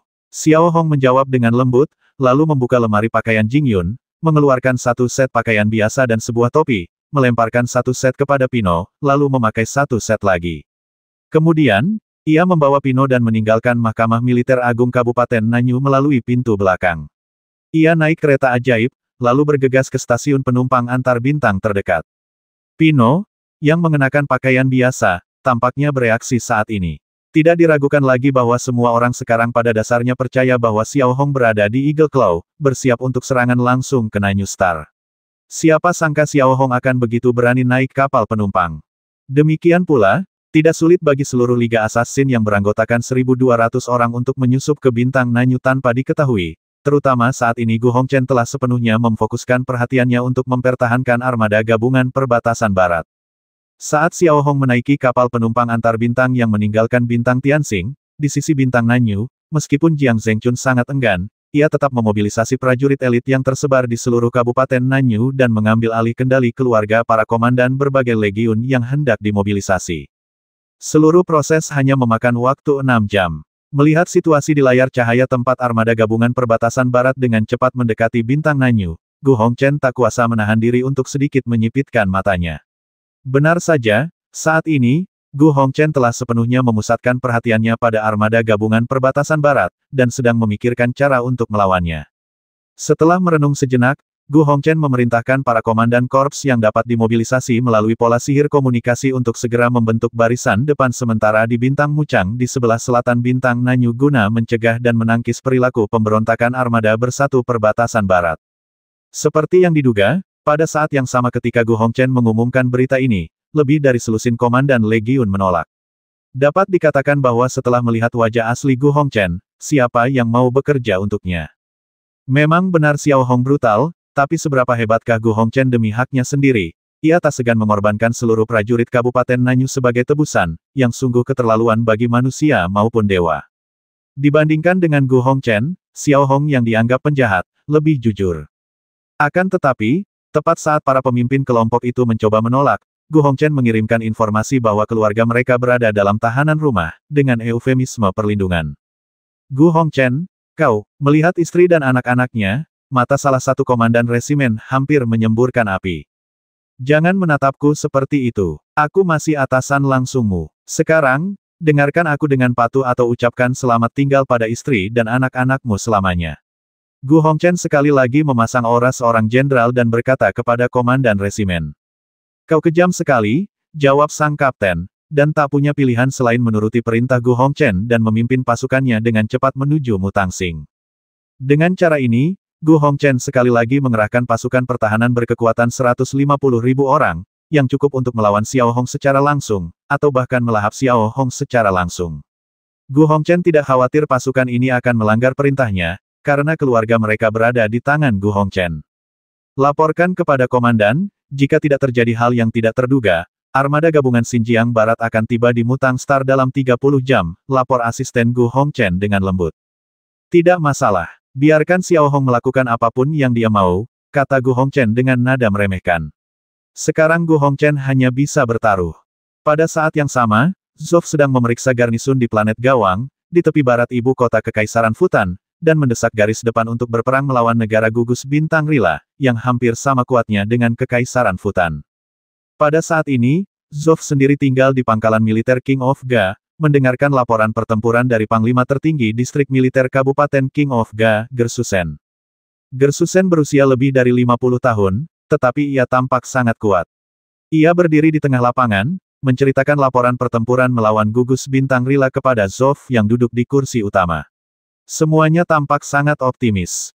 Baru saja, Departemen Intelijen saya menerima informasi bahwa Legiun Tianyi kelima mengumumkan pembubarannya. Ge Xiusen kemudian melapor kepada Zof dengan suara pelan. Mendengar ini, ekspresi Zof berubah. Legiun Skywing kelima hancur dan lenyap agak tidak realistis, kan Legiun Skywing kelima adalah pasukan andalan negara bintang Ruila. Bagaimana mungkin mereka bisa hancur begitu saja kecuali jika mereka menderita kerugian yang sangat tragis, dengan lebih dari 2/3 prajuritnya tewas. Apakah kamu yakin informasimu 100% akurat? Zof menatap Gerhusen dengan hati-hati. Namun, sebelum Ge Xiusen dapat menjawab, Zheng Haoxuan, Kepala Staf Umum Komando Teater Barat Daya, tiba-tiba bergegas masuk ke kantor dan menatap Zof dengan ngeri. Jenderal Zheng, ada apa denganmu? Melihat Zheng Haoxuan seperti ini, Zof sedikit bingung. Bisa dibilang, untuk bisa dipromosikan menjadi Kepala Staf Umum, kualitas mentalnya harus benar-benar kuat dan ia bisa tetap tenang dalam menghadapi keadaan darurat. Jenderal Zof, lihat ini, kata Zheng Haoxuan, lalu membuka pola sihir gambar dan menempatkan gambar layar cahaya di depan Zof. Ia melihat bahwa di bintang Aquamarine, Exluo dan bahkan jasad 1000 prajurit Skywing tergeletak berantakan di sana. Ini, melihat pemandangan seperti itu, Zof tak kuasa menahan diri untuk tidak bersuara. 1000 mayat prajurit dari Legiun kelima Tianyi dihancurkan berturut-turut. Kejadian seperti ini jarang terjadi, bahkan di alam semesta Tiger. Siapa yang melakukan ini? Tanya Zof heran. Setahunya, tak seorang pun di perbatasan barat yang tampaknya sekuat itu. Xiao Hong, Zheng Haoxuan menjawab dengan lembut, kata demi kata. Xiao Hong mendengar nama itu, mata Zof tiba-tiba berkilat terkejut. Xiao Hong, apakah kamu kembali dengan selamat? Baik, Jenderal, saya kembali dengan selamat. Namun, saya sarankan Anda untuk tidak terlalu senang dulu. Lihat ini, kata Zheng Haoxuan, lalu mengingat semua situasi terkini di Kabupaten Nanyu. Armada gabungan perbatasan barat yang perkasa terlihat menyerbu menuju bintang Nanyu dengan momentum yang luar biasa. Di bintang Kabupaten Nanyu, hal yang sama terjadi, karena mereka juga sedang membangun front yang sangat kuat. Pada dasarnya, 80% pasukan di seluruh Kabupaten Nanyu telah dikumpulkan bersama. Adegan seperti itu pasti membuat ekspresi gembira Zof membeku sepenuhnya, dan dia duduk di sana dalam keadaan linglung. Ge Xiusen di sampingnya juga terbelalak lebar. Sebagai komandan militer tertinggi suatu daerah, tidak sulit baginya untuk melihat apa yang sedang terjadi. Jelas itu adalah pemberontakan. Ini pada dasarnya adalah tindakan melawan langit, di negara manapun. Pembentukan semacam itu tidak diragukan lagi telah sepenuhnya mengabaikan hukum kekaisaran. 5 menit berlalu sebelum Zof kembali tenang. Ia lalu bertanya dengan tegas, apa yang sebenarnya terjadi? Zof tidak pernah menyangka bahwa kurang dari 3 hari setelah ia meninggalkan kantor pusat, seluruh Kabupaten Nanyu dilanda kekacauan total. Armada besar yang terdiri dari lebih dari 200 kapal berpola sihir membuat Zof merasa gelisah. Jika mereka kehilangan kendali, kemungkinan besar Kekaisaran Futan akan hancur total, menyebabkan kekacauan yang belum pernah terjadi sebelumnya. Seketika, wajah Zoff memucat. Ia tentu saja memahami keseriusan situasi ini. Jenderal, Anda akan mengerti setelah melihat ini, kata Zheng Haoxuan, lalu mengambil informasi gambar yang diperoleh dari platform informasi bisnis Kabupaten Nanyu. Klip video pertama, yang berdurasi 20 menit, menampilkan He Qifeng menghalangi pelarian Xiao Hong. Ada juga dialog di mana ia terus mengatakan bahwa ia mengikuti perintah Gu Hongchen untuk menyelamatkan Xiao Hong, tetapi orang bodoh pun dapat melihat apa yang ia lakukan. Saat ini, kulihat wajah Zoff berubah dari biru pucat menjadi hijau tua, dan cangkir air di tangannya ada beberapa retakan. Paragraf kedua adalah dialog, di mana suara Gu Hongchen menginstruksikan murid dari Firefox Legion tentang cara membasmi Xiao Hong, dan ada juga adegan murid mengebom armada pencarian dan penyelamatan. Selain itu, perbatasan barat yang sebelumnya disebut-sebut tak tertembus, kini malah berubah menjadi bencana. Gaba, saat berikutnya, gelas air di tangan Zoff telah hancur berkeping-keping. Armada gabungan Xinjiang Barat dihasut oleh Xiao Hong, yang bersumpah untuk membasmi Gu Hongchen. Sebagian besar pasukan yang melindungi Gu Hongchen dikendalikan oleh keluarga mereka, jawab Zheng Haoxuan. Orang menyebalkan sekali. Bang, Zoff, yang sedari tadi diam, tak kuasa menahan diri untuk mengeluarkan suara seperti itu dan langsung memukul meja dengan telapak tangannya. Meja kayu yang tadinya kokoh itu pun roboh di tempat. Kemarilah, berikan perintah untuk menyingkirkan Gu Hongchen dari semua jabatannya, kirim pasukan, dan bawa Gu Hongchen kepadaku. Zoff hampir meledak marah, tetapi ia menahan amarahnya dan memberikan perintah. Lalu bagaimana dengan Xiao Hong sepertinya menghasut tentara tanpa izin dan mencoba menyerang inti suatu wilayah merupakan pelanggaran serius, lanjut Zheng Haoxuan lirih. Bab 499 Tekad. Xiao Hong perintahkan dia untuk menarik pasukan dan menyerahkan semuanya kepada Komando Teater Barat Daya. Mengenai mobilisasi pasukannya yang tidak sah, aku akan menghukumnya nanti. Sekarang aku hanya ingin Gu Hongchen muncul di hadapanku. Zoff meraung, amarahnya hampir membuatnya pingsan di tanah. Zheng Haoxuan tidak berkata apa-apa lagi, berbalik dan berjalan keluar. Namun, situasi belum berakhir. Zoff menerima berita satu demi satu He Qifeng dieksekusi oleh Xiao Hong, dan Ketua Mahkamah Agung Jing Yun digantung oleh Xiao Hong di depan pengadilan militer. Mendengar ini, Zoff yang sudah murka hampir mati karena marah. Sebelumnya, ia sangat optimis terhadap Xiao Hong dan mengetahui kemarahan di hati Xiao Hong. Namun, bagaimana mungkin Zoff, yang selalu kuat, menoleransi perilaku Xiao Hong yang melanggar hukum dan melanggar hukum kekaisaran. Ya, Zoff menyukai jenderal yang bisa bertarung, tetapi dia tidak bisa mentolerir bawahannya melakukan hal-hal yang menantang otoritasnya. Tak lama kemudian, Zoff memperoleh nomor pola sihir komunikasi Xiao Hong, lalu dengan wajah muram, ia mengajukan permintaan panggilan ke Xiao Hong.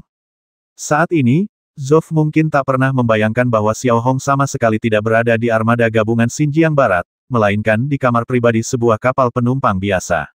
Ekspresinya serius dan dingin. Kini, pikiran Xiao Hong dipenuhi dendam, dan tak seorang pun bisa menghentikannya membasmi Gu Hongchen.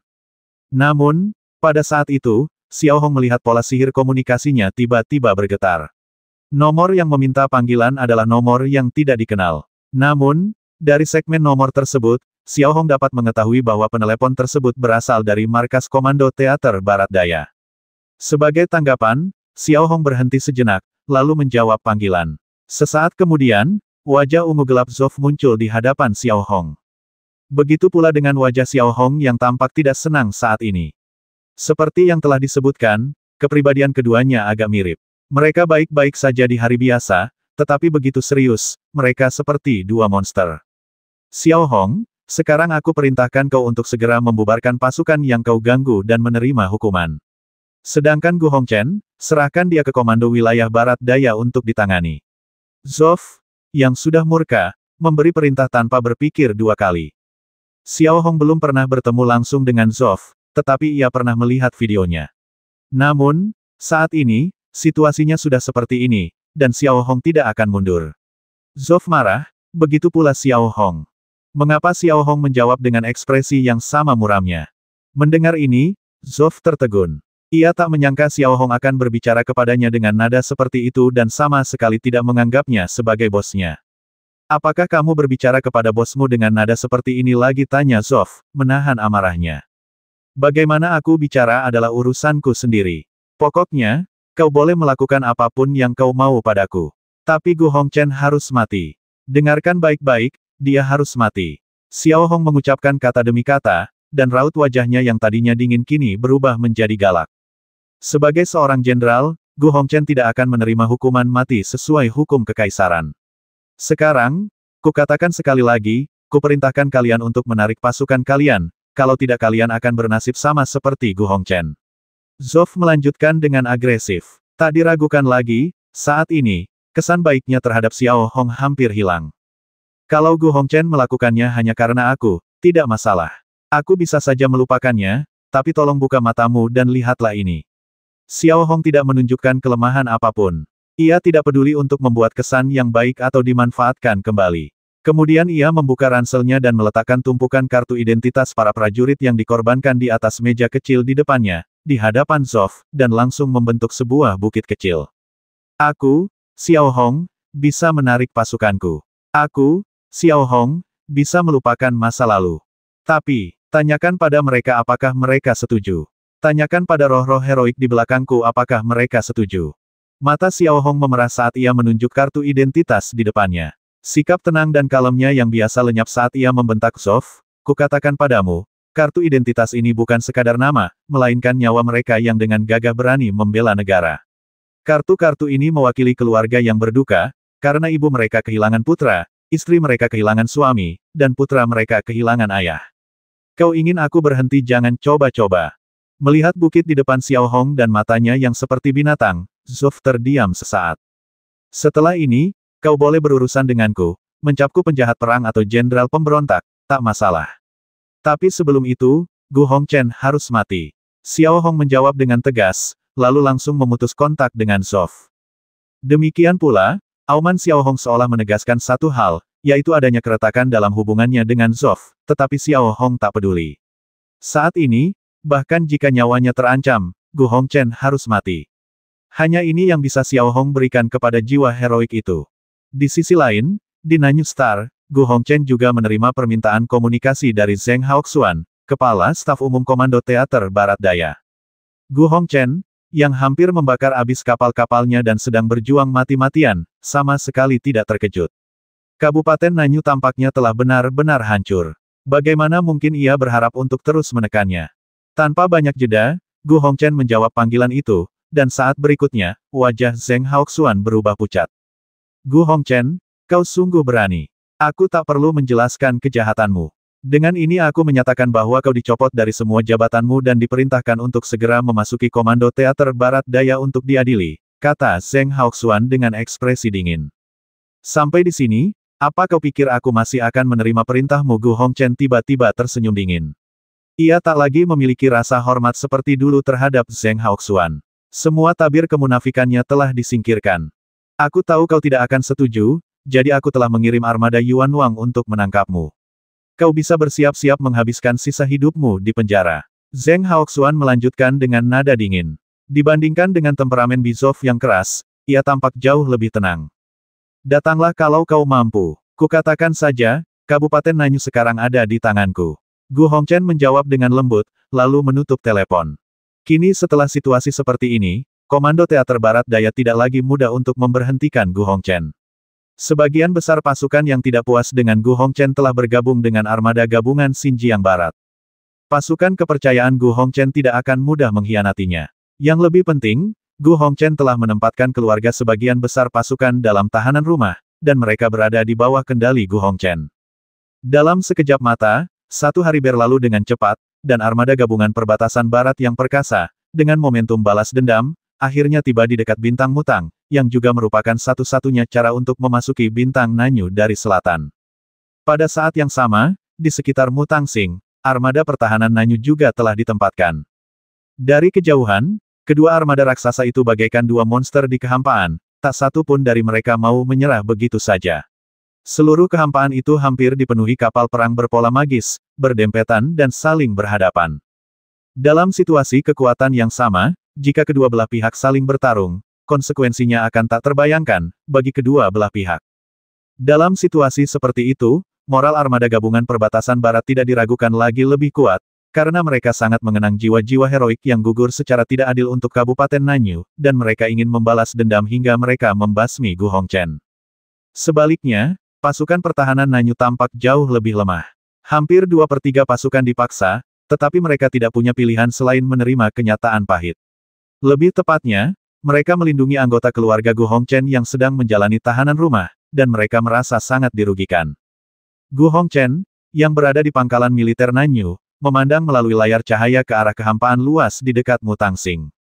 Armada pertahanan Nanyu telah dengan tegas memblokir jalan armada gabungan Xinjiang Barat. Akhirnya, secerca kelegaan terpancar di wajahnya. Xiao Hong, kalau kau berani, serang ke sini. Kita lihat siapa yang lebih banyak menderita korban di antara kau dan aku. Kau ditakdirkan menjadi pendosa dalam sejarah. Gumam Gu Hongchen dalam hati, lalu melanjutkan perintahnya mulai sekarang. Atas nama rakyat Kabupaten Nanyu, aku menyatakan bahwa Kabupaten Nanyu akan sepenuhnya terpisah dari Kekaisaran dan berganti nama menjadi Kerajaan Nanyu. Aku, Gu Hongchen, akan menjadi Panglima tertinggi, dan Zhou Peng akan menjadi Komandan berjubah merah. Setiap pasukan asing yang ditempatkan di Kerajaan Nanyu akan dianggap sebagai pasukan musuh dan akan dibasmi. Setelah mengatakan itu, menatap wajah Gu Hongchen lagi, ia sudah menunjukkan senyum yang sedikit garang, yang juga merupakan ekspresi khas seorang diktator. Semakin kritis situasinya, semakin gila ia. Hatinya dipenuhi hasrat akan kekuasaan, dan ia tidak peduli dengan pendapat orang lain. Bisa dikatakan bahwa menjadi panglima tertinggi adalah cita-cita Gu Hongchen sejak ia masih kecil. Menurut pendapat Gu Hongchen, selama mereka dapat bertahan di sini selama beberapa hari dan mendapatkan pijakan, mereka dapat bernegosiasi dengan gugus bintang Rila dan meminta bantuan mereka. Saya yakin selama cukup banyak manfaat yang dijanjikan, gugus bintang Rila pasti tidak akan tinggal diam. Tunggu saja seminggu. Selama seminggu ini, aku ingin melihat bagaimana Xiao Hong bisa menembus garis depan besiku, gumam Gu Hongchen dalam hati sambil menatap cakar elang di layar cahaya. Faktanya, Xiao Hong tidak lagi berada di Eagle Claw. Melihat Xiao Hong saat ini, dia telah tiba di Nanyu Star dengan kapal penumpang sebagai seorang pengusaha, dan bertemu dengan anggota Liga Assassin lainnya yang telah menyusup ke Nanyu Star, totalnya 1.200 orang, tidak kurang satu pun.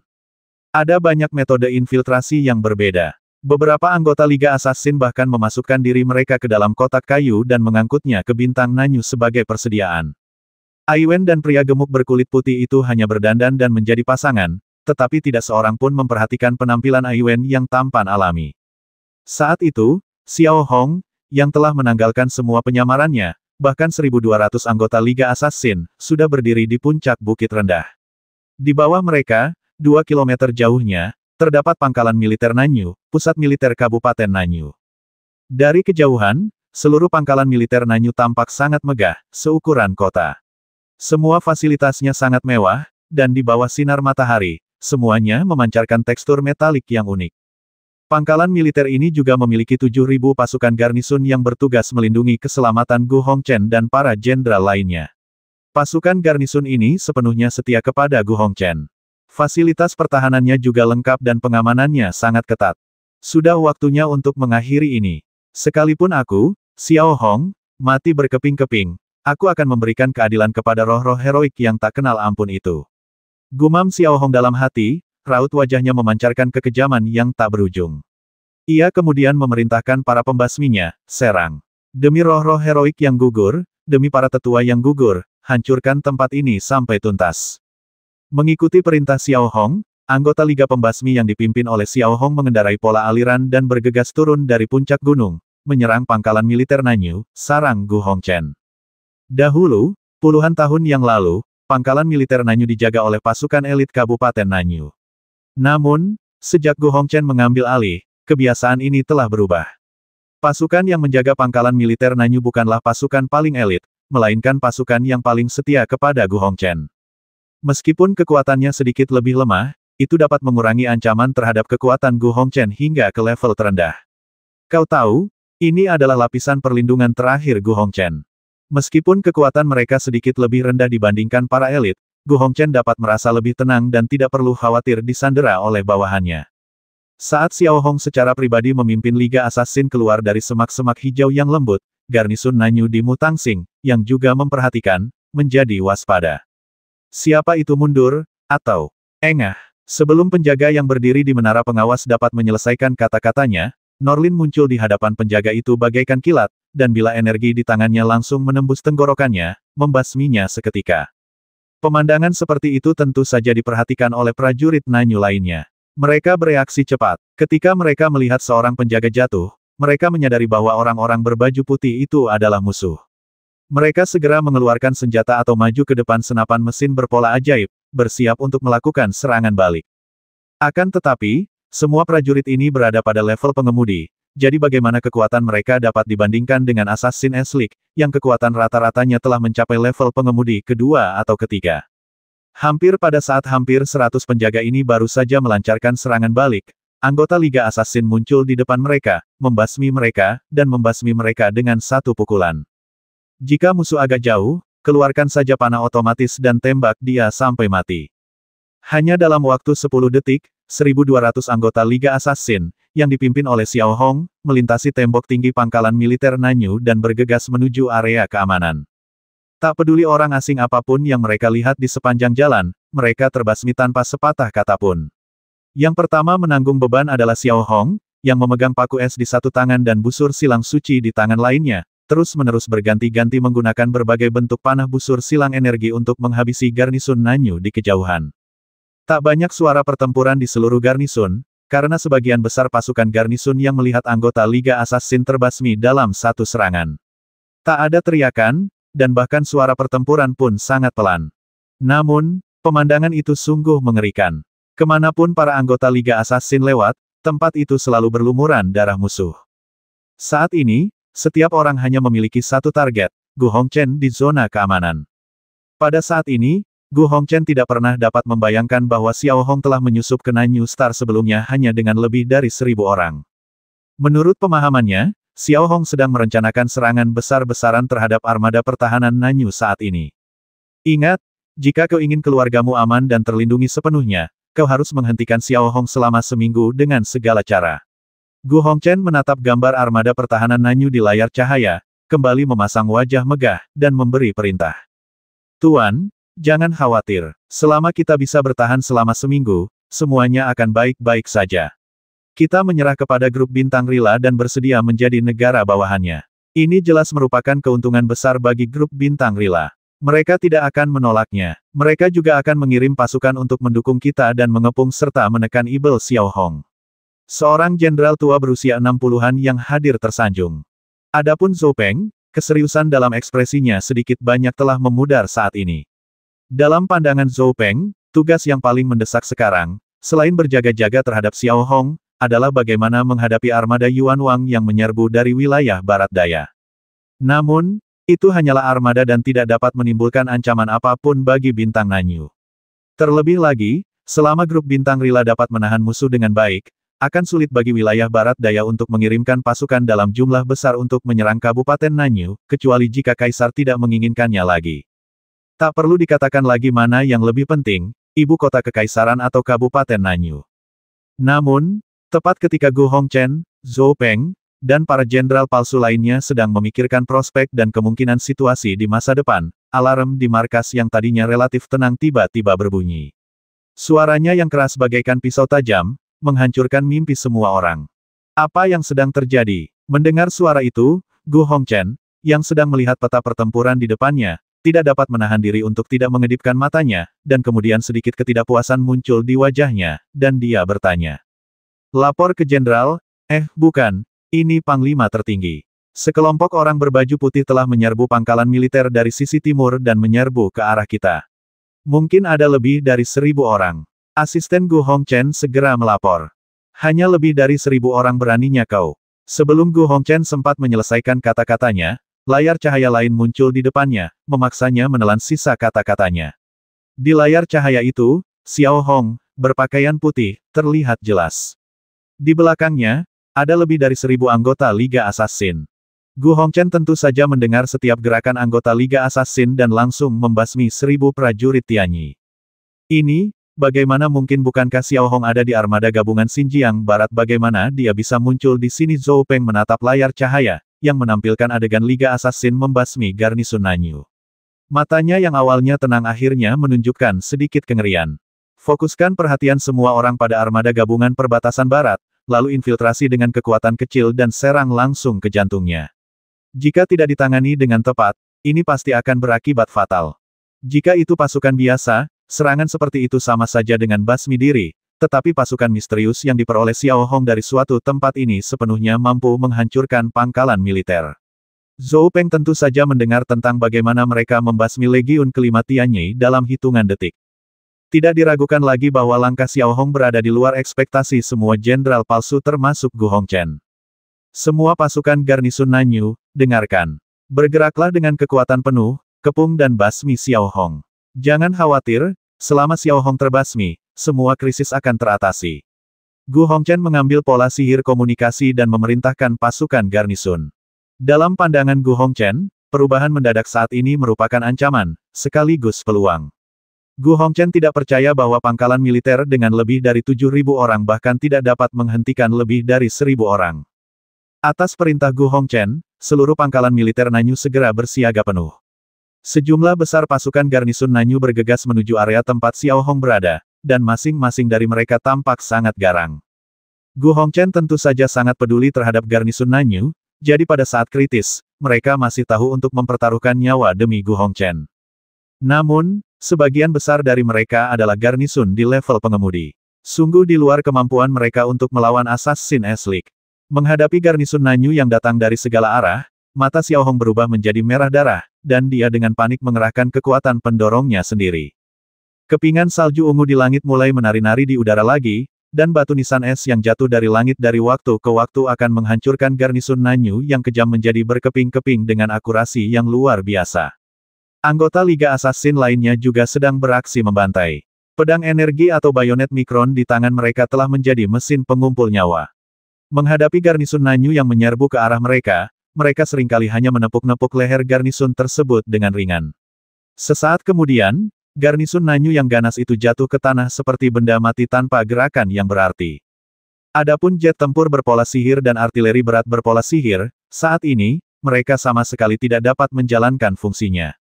Bagaimanapun, ini adalah pangkalan inti Kabupaten Nanyu, dan semua bangunan yang dihancurkan oleh peluru artileri berpola sihir adalah milik Kabupaten Nanyu. Dalam waktu kurang dari 2 menit, gelombang pertama 2.000 pasukan garnisun Nanyu yang datang untuk menyerang semuanya tersungkur ke tanah, termasuk lebih dari 1.000 staf Kabupaten Nanyu.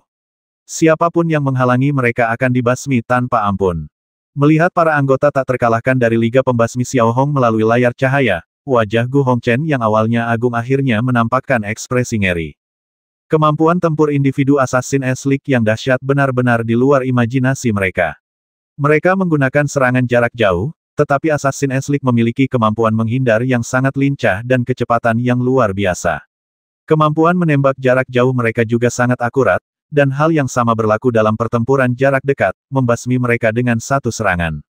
Jelas, meskipun garnisun Nanyu memiliki jumlah pasukan yang besar, efektivitas tempur Liga Assassin terlalu kuat. Tentara macam apa ini? Gu Hongchen tak kuasa menahan diri untuk berseru, keringat bercucuran di dahinya. Tak diragukan lagi, jika tempat ini hilang, semua rencana Gu Hongchen sebelumnya akan sia-sia, bahkan nyawanya pun terancam. Gu Hongchen tidak pernah menyangka bahwa langkah Xiao Hong yang tampak sepele ternyata berakibat fatal. Alasannya adalah pasukan itu, yang tampak sangat misterius dan kuat bagi orang luar. Seluruh pasukan garnisun Nanyu, jangan menyerang Xiao Hong secara berkelompok atau bertahap, tetapi konsentrasikan diri di tepi zona peringatan. Gu Hongchen terus mengeluarkan perintah, hatinya merinding. Baru sekarang ia benar-benar merasakan api dendam Xiao Hong. Betapa mengerikannya. Ia bagaikan binatang buas yang meraung kesakitan. Bab 501-2 Pukulan. Jenderal Zhou Peng, sekaranglah saatnya untuk memutuskan masa depan kita. Tolong pimpin garnisun Nanyu secara langsung. Jika 5.000 orang yang tersisa kalah, baik kau maupun aku tidak akan berada dalam situasi yang baik. Gu Hongchen menatap Zhou Peng dan berkata lembut. Tidak diragukan lagi, menghadapi Xiao Hong, entah itu Gu Hongchen atau Zhou Peng, atau bahkan semua orang di pangkalan militer Nanyu, mereka semua berada di perahu yang sama. Kecuali mereka membasmi Xiao Hong, tidak akan ada yang bisa lolos. Aku mengerti, jawab Zhou Peng lembut, lalu melepas seragam jenderalnya, mengikatkan tas berpola sihirnya, dan berjalan keluar. Saat ini, Gu Hongchen pada dasarnya bisa melihat melalui jendela serangkaian bayangan putih bergerak di kejauhan. Tak diragukan lagi, pertempuran krusial yang akan menentukan nasib Gu Hongchen akhirnya tiba. Namun, dengan Zhou Peng, seorang master kontrol pola tingkat 4, seharusnya tidak ada masalah untuk bertahan. Demikian pula, Gu Hongchen dengan cepat memobilisasi Legiun Jingyuan dan Legiun Buaya Besi dari Bintang Mutang di dekatnya, dengan total 10.000 orang. Hanya 2 jam, selama dia bisa bertahan selama 2 jam, menghadapi serangan dari 2 legiun, Gu Hongchen tidak percaya bahwa Xiao Hong tidak akan mati. Berdiri di depan jendela Prancis, memandangi garnisun Nanyu yang padat di antara markas dan Liga Assassin, Gu Hongchen menyipitkan matanya sedikit 2 jam, hanya 2 jam, Xiao Hong, kau pasti akan mati. Kau masih jauh dari mampu melawanku. Hanya 10 menit kemudian, Liga Assassin yang dipimpin oleh Xiao Hong perlahan muncul di tepi zona keamanan. Mereka berpakaian putih bersih tanpa noda. Ini juga merupakan ciri khas sutra bulu elang mahkota emas. Seperti jas hujan, jika darah tumpah di atasnya, darah tidak akan menodai pakaian, tetapi akan menggulung. Namun, wajah dan tangan Xiao Hong tidak seberuntung itu. Keduanya sudah berlumuran darah. Anggota Liga Assassin di belakangnya langsung berubah menjadi 1.200 orang berdarah. Namun, tatapan mereka masih dingin. Pada saat ini, di tanah datar, Xiao Hong dan Zhou Peng berjarak kurang dari 100 meter. Xiao Hong tentu tahu bahwa Gu Hongchen dan Zhou Peng adalah dalangnya, dan banyak rencana jahat yang dipikirkan oleh Zhou Peng. Karena itu, ketika melihat Zhou Peng, amarah di hati Xiao Hong membara. Ekspresi tenangnya di masa lalu telah lenyap, digantikan oleh tatapan ganas, seperti binatang buas. Bisa dibilang, jika bukan karena amarah yang meluap-luap, Xiao Hong, yang selalu memiliki pengendalian diri yang kuat, hampir tidak akan melakukannya. Dalam benak Xiao Hong, ia teringat kembali kejadian-kejadian sebelumnya 2.000 prajurit Belo yang gugur secara tidak adil, 4.000 rekan dari Xinjiang Barat, Sang Tetua, Qi, dan para prajurit yang bahkan tidak meninggalkan nama mereka setelah kematian. Rekan-rekannya gugur satu persatu di padang pasir, dan mereka bahkan harus memakan daging manusia. Pelaku di balik semuanya adalah Zhou Peng dan Gu Hongchen. Zhou Peng sama sekali tidak takut pada Xiao Hong. Melihat tatapan Xiao Hong yang garang, senyum yang sangat santai muncul di wajah Zhou Peng. Menurut pemahaman Zhou Peng, kondisi Xiao Hong adalah yang paling ingin dilihatnya. Semakin marahnya, semakin tidak rasionalnya ia dan semakin besar kemungkinan ia melakukan kesalahan. Xiao Hong, aku tidak menyangka kau bisa sampai di sini tanpa diketahui siapapun. Harus kuakui ini sedikit di luar dugaanku, tapi memangnya kenapa bukankah hasil akhirnya tetap sama menunggu untuk dikepung dan dibasmi oleh kita, kata Zhou Peng dengan nada santai, kata-katanya penuh provokasi. Xiao Hong tidak menjawab, melainkan mengepalkan tinjunya sedikit. Suara tulang yang saling bersilangan samar-samar terdengar. Matanya yang semerah darah menatap Zhou Peng. Zhou Peng sama sekali tidak peduli, dan melanjutkan dengan lembut, sulit bagiku membayangkan bagaimana kau kembali, dan aku tidak tahu apa yang kau lakukan pada Legiun Firefox. Tapi, kematianmu telah tiba hari ini. Aku tidak membasmimu terakhir kali, jadi kau tidak bisa melarikan diri kali ini. Kabupaten Nanyu milik Gu Hongchen dan aku. Kau boleh diam sekarang. Wajah Xiao Hong berubah menjadi merah padam, ia bersenandung pelan, lalu menggerakkan pola aliran, melangkah maju, dan menerjang Zhou Peng bagai kilat. Aku benar-benar kesal, bodoh, gumam Zhou Peng dalam hati setelah melirik Xiao Hong yang sedang menyerangnya. Ia kemudian mengaktifkan pola pertempuran, siap menahan serangan Xiao Hong, lalu mengepung Xiao Hong dengan garnisun Nanyu di sekitarnya dan membasminya dalam waktu sesingkat mungkin. Ini juga yang dipikirkan Zhou Peng sebelumnya. Menurut pemahamannya, dengan master level 4-nya sendiri, tidak ada alasan mengapa ia tidak bisa mengalahkan Xiao Hong. Akan tetapi, tepat ketika Zhou Peng hendak memperlihatkan bahwa tipuannya berhasil, ia mendapati Xiao Hong yang secepat kilat sudah berada tepat di depannya dengan kecepatan luar biasa.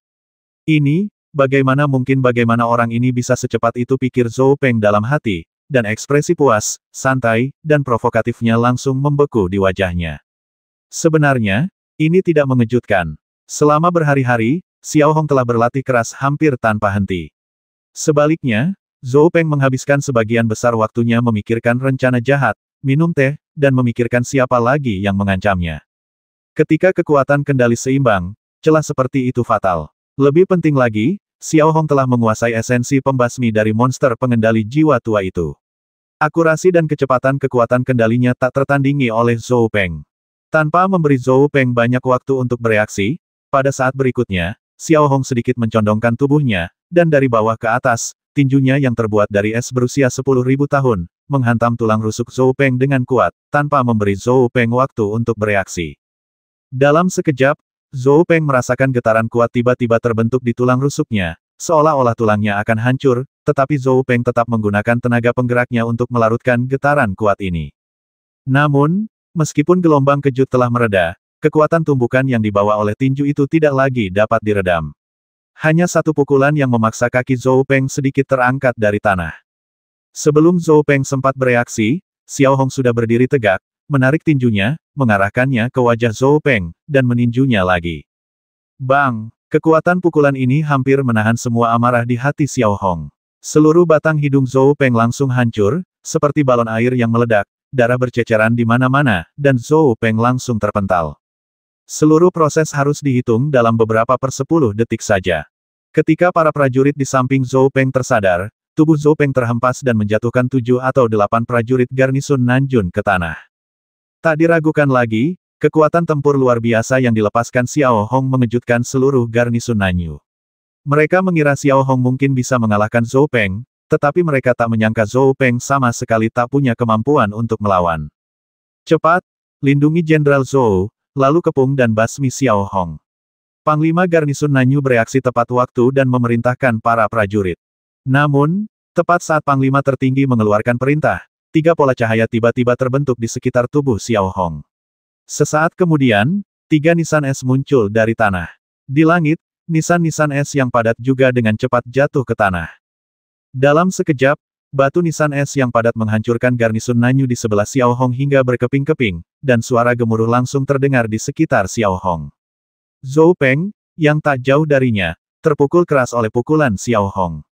Ia sedikit linglung. Batang hidungnya tak lagi terlihat, dan wajahnya tampak datar. Rasa sakit yang membakar menjalar ke seluruh tubuhnya. Hingga saat ini, Zhou Peng masih tak menyangka kekuatan Xiao Hong akan mencapai tingkat yang begitu mengerikan. Apa sebenarnya yang dilakukan Xiao Hong selama ia menghilang, itulah pertanyaan yang berkecamuk di benak Zhou Peng. Namun, saat menghadapi batu nisan es yang datang langsung ke arahnya dari langit, Zhou Peng berhasil mendapatkan kembali sebagian akal sehatnya sebanyak mungkin, dan mengerahkan seluruh tenaganya untuk mengeluarkan perisai pelindung merah elips melalui pola pertempuran. Namun, karena Zhou Peng dipukul keras oleh Xiao Hong, kekuatan perisai pelindungnya jelas jauh lebih lemah. Batu nisan es menghantamnya, langsung menyebabkan retakan yang tak terhitung jumlahnya muncul pada perisai pelindung. Namun, ini baru permulaan. Tepat saat batu nisan es menghantam perisai Yuli, prasasti es dan batu nisan es berhamburan di sekitar tubuh Xiao Hong seperti hutan es yang meledak bersamaan. Ledakan, disertai suara yang memekakkan telinga, tampak di sekeliling tubuh Xiao Hong, bongkahan es bagaikan bilah tajam dan sisa-sisa prajurit beterbangan di mana-mana. Pasukan garnisun Nanyu yang datang untuk mengepung dan membasmi Xiao Hong semuanya tewas, dan mayat mereka berserakan di mana-mana. Di ruang terbuka yang luas di samping Xiao Hong, tidak ada seorang pun selain Zhou Peng. Di ruang terbuka yang luas itu, es berwarna ungu seperti agar-agar telah menutupi seluruh tanah yang bergelombang. Saat ini, Zhou Peng berada kurang dari 10 meter dari Xiao Hong. Perisainya hancur total, tubuhnya dipenuhi bekas luka, dan ia sekarat. Matanya yang lemah dipenuhi ketakutan saat ia menatap Xiao Hong. Ia secara naluriah merangkak mundur sedikit demi sedikit. Kekuatan bertarung yang ditunjukkan Xiao Hong tidak ada bandingannya dengan Zhou Peng yang duduk di kantor sepanjang tahun. Saat ini, ekspresi Xiao Hong masih garang. Ia perlahan mengangkat tangannya. Melihat es berwarna ungu seperti agar-agar di sekitar tubuh Xiao Hong, es itu langsung bergejolak seperti air mendidih, dan seolah-olah memiliki kehidupan, perlahan-lahan berkumpul. Wus, wus, wus. Sesaat kemudian, 3 pusaran es gelatin bagaikan tornado, masing-masing setinggi 20 meter, tiba-tiba terbentuk dan menerjang langsung menuju zona keamanan pangkalan inti Nanyu. Inilah keahlian Kambrium yang dikuasai Xiao Hong, pengemudi tingkat keempat, yaitu badai es. Namun, badai ini tidak terbuat dari udara, melainkan es seperti jeli berusia 10.000 tahun. Di dalamnya juga terdapat banyak sekali es batu yang tajam seperti pisau. Di bawah rotasi yang intens, badai ini bagaikan penggiling daging. Kemanapun badai itu lewat, garnisun Nanyu yang tak sempat menghindar langsung hancur berkeping-keping dalam sekejap, berubah menjadi semburat merah di tengah badai es berwarna ungu. Hanya dalam beberapa detik, ketiga badai tersebut telah menciptakan jalur antara Xiao Hong dan area peringatan. Ketiga badai tersebut baru menghilang setelah meratakan sebuah bangunan logam yang kokoh. Bab 502 Basmi Zhou Peng. Melihat lorong yang diledakkan oleh badai es, Xiao Hong tidak berhenti, dan menghampiri Zhou Peng yang sekarat selangkah demi selangkah. Tiga badai tadi hanya melewatinya dan tidak melukainya, tetapi Xiao Hong melakukannya dengan sengaja. Kau akan mati saat ini, dan Gu Hongchen akan mati di saat berikutnya, kata Xiao Hong dengan suara berat, tidak peduli apakah Zhou Peng bisa mendengarnya atau tidak. Kemudian ia mengangkat tangannya sedikit, dan sebuah batu nisan es tebal langsung mengembun di antara kedua tangannya. Kemudian ia sendiri yang menghempaskannya dengan keras ke tubuh Zhou Peng. Bang! Setelah ledakan keras, Zhou Peng, yang tak berdaya melawan, langsung diremukkan menjadi dua bagian oleh Xiao Hong, seolah terbelah dua. Mata Zhou Peng, yang dipenuhi rasa takut dan sakit, berkedut beberapa kali, lalu ia tak bernyawa lagi, menatap kosong ke arah Xiao Hong. Sampai saat menjelang kematiannya, Zhou Peng masih tidak percaya bahwa suatu hari ia akan dibasmi oleh Xiao Hong sendiri. Adapun Xiao Hong, ia mengabaikannya dan kembali mengemudikan pola arus, mengikuti jalur yang dibuka oleh badai es. Ia bergegas langsung ke area peringatan dan langsung menuju markas tempat Gu Hongchen berada.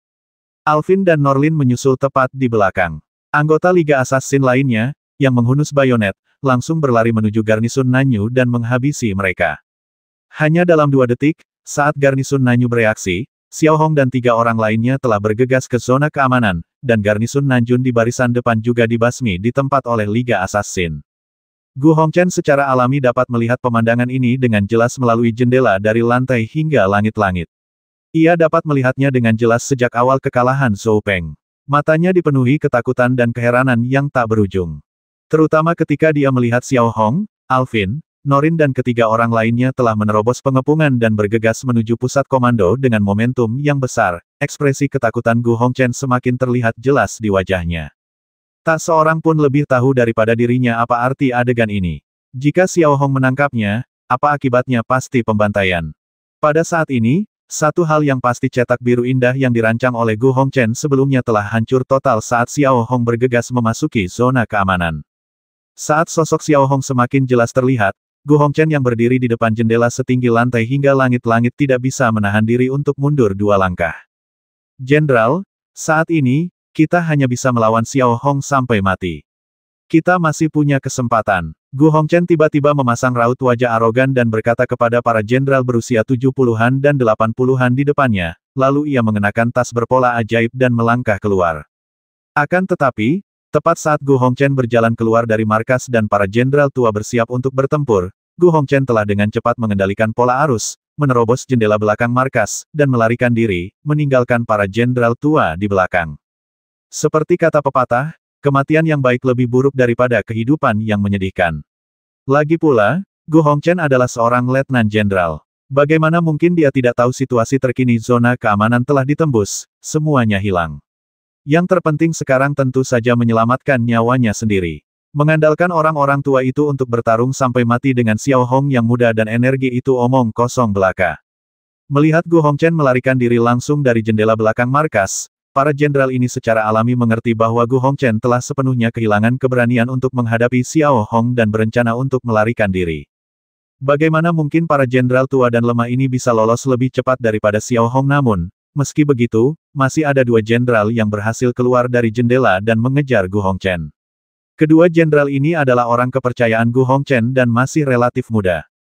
Jenderal, tunggu kami. Bersamaan dengan kata-kata itu, sosok kedua jenderal itu menghilang sepenuhnya.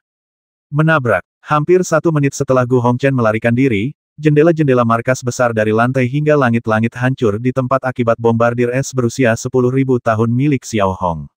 Detik berikutnya, Xiao Hong dan 3 orang lainnya bergegas menuju pusat Kabupaten Nanyu, markas Nanyu. Melihat Xiao Hong muncul di hadapan para jenderal dengan darah di sekujur wajahnya dan tatapan mata yang ganas, para orang tua ini, yang sebelumnya memasang ekspresi menjilat di wajah mereka, semuanya digantikan oleh rasa takut. Mereka mungkin tidak menganggapnya serius sebelumnya di layar cahaya, tetapi karena begitu dekat dengan binatang buas Xiao Hong, mereka sudah benar-benar dapat merasakan aura mengerikan yang terpancar dari tubuh Xiao Hong, seperti binatang buas, seolah-olah ingin mencabik-cabik semua yang ada di sekitarnya. Bahkan para jenderal tua ini bisa mencium bau darah yang menyesakkan di tubuh Xiao Hong. Berapa banyak orang yang telah dibantai Xiao Hong saat ia bergegas pergi, mereka tak berani membayangkan, seolah-olah selama Gu Hongchen belum mati, pembantaian ini takkan pernah berakhir. Memikirkan hal ini, para jenderal tua yang berusaha bersikap tenang dan berpengetahuan mulai gemetar dan mencoba menjauh dari Xiao Hong sejauh mungkin. Akan tetapi, tepat ketika para jenderal tua itu hendak menjauhkan diri dari Xiao Hong tiba-tiba mengulurkan tangannya dan menarik Jiang Zhengchun tepat di depannya. Di mana Gu Hongchen? Xiao Hong bertanya pada Jiang Zhengchun dengan nada dingin. Gu Hongchen kabur. Jiang Zhengchun tak berani melawan lagi. Ia berkata dengan gemetar sambil menunjuk ke jendela yang pecah di koridor. Sambil menatap keluar jendela, Xiao Hong masih samar-samar melihat Gu Hongchen melarikan diri dengan panik. Ingat, siapapun di antara kalian yang berani pergi dari sini, aku akan membasmi seluruh keluargamu. Setelah berkata begitu, Xiao Hong melemparkan Jiang Zhengchun ke samping, lalu kembali mengendalikan pola aliran, memimpin Alvin dan Norin, dan bergegas keluar melalui jendela yang dipecahkan Gu Hongchen, melarikan diri dengan kobaran api balas dendam yang membara. Dari segi kecepatan saja, Xiao Hong jelas merupakan yang terbaik di level yang sama. Oleh karena itu, meskipun ia hanya memiliki kekuatan master tingkat 4, ia masih dapat mengejar Gu Hongchen, yang merupakan master tingkat 5. Terutama dalam situasi ini, Xiao Hong menjadi haus darah. Saat ini, tidak ada yang bisa menghentikan tekad Xiao Hong untuk membasmi Gu Hongchen. Bahkan jika kekaisaran campur tangan, Gu Hongchen harus mati. Jenderal Gu Hongchen, sesuatu yang mengerikan telah terjadi. Xiao Hong telah menyusul kita. Seorang jenderal yang mengikuti Gu Hongchen dari dekat berkata kepadanya dengan ekspresi ngeri di wajahnya, dan dengan panik mengendalikan pola arus, terus-menerus berakselerasi. Meski begitu, kedua jenderal itu melihat garis besar sosok putih di belakang mereka menjadi semakin jelas. Gu Hongchen tentu saja bisa melihat pemandangan seperti itu dengan jelas, dan dahinya sudah berkeringat. Sejak menjadi panglima militer tertinggi di Kabupaten Nanyu, ia pada dasarnya jarang melakukan aktivitas berat seperti itu. Separuh keringat di dahinya berasal dari rasa takut, dan separuhnya lagi karena kelelahan. Dua jenderal, saat ini, melarikan diri bukanlah pilihan. Kita hanya bisa bersatu dan melawan Xiao Hong dan yang lainnya. Mereka bertiga, dan kita juga bertiga. Apa yang kita takutkan? Dengarkan perintahku, berhenti dan pergi. Gu Hongchen mengeluarkan perintah. Setelah menerima perintah Gu Hongchen, kedua jenderal itu hampir secara naluriah berhenti, berbalik tiba-tiba, dan membidik Xiao Hong. Namun, pada saat ini, kedua jenderal itu terkejut mendapati Gu Hongchen tidak berhenti sama sekali, dan dengan panik mengendalikan pola aliran, dan dengan cepat menjauhkan diri dari mereka. Saat berikutnya, tatapan agresif Xiao Hong sudah tepat di depannya. Mati, kata Xiao Hong lirih, palu es raksasa mengembun di tangannya, langsung menghantam kepala seorang jenderal yang hanya seorang kusir tingkat 3. Menghadapi pemandangan ini, sang jenderal secara naluriah bersiap untuk melawan, tetapi sayangnya, kekuatannya jauh lebih rendah daripada Xiao Hong. Sesaat kemudian, sebelum sang jenderal sempat mengaktifkan pola pertempuran pelindung, ia langsung terbanting ke tanah oleh palu es Xiao Hong. Jenderal lain ditikam di leher oleh Alvin dan tewas seketika. Namun, melihat Gu Hongchen saat ini, dia sekali lagi menjauhkan diri dari Xiao Hong. Melihat sosok Gu Hongchen semakin menjauh, Xiao Hong tidak menyerah sama sekali. Ia kembali memacu pola aliran dan mengejar Gu Hongchen dengan liar.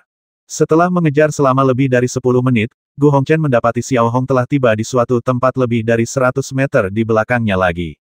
Tatapannya tajam dan ganas. Ia membuat orang-orang merasa seperti kura-kura besi. Begitu menemukan targetnya, ia akan menggigitnya erat-erat dan tak akan melepaskannya. Gu Hongchen tak kuasa menahan diri untuk tidak terlihat semakin ketakutan. Ia seolah bisa mencium aroma kematian. Ia belum pernah sedekat ini dengan kematian sebelumnya. Menghadapi Xiao Hong yang tengah dilanda api balas dendam, Gu Hongchen berusaha sekuat tenaga namun tampaknya tak mampu melepaskan diri dari Xiao Hong. Orang pembawa sial, Gu Hongchen tak kuasa menahan amarahnya, tetapi hatinya dipenuhi ketakutan. Sulit membayangkan bahwa beberapa hari yang lalu ia hidup mewah, tetapi sekarang ia menjadi begitu sengsara dan harus berjuang keras untuk menyelamatkan hidupnya. Yang kejamnya adalah saat ini, Xiao Hong tidak berniat melepaskannya dan terus melaju dengan cara seperti lari cepat.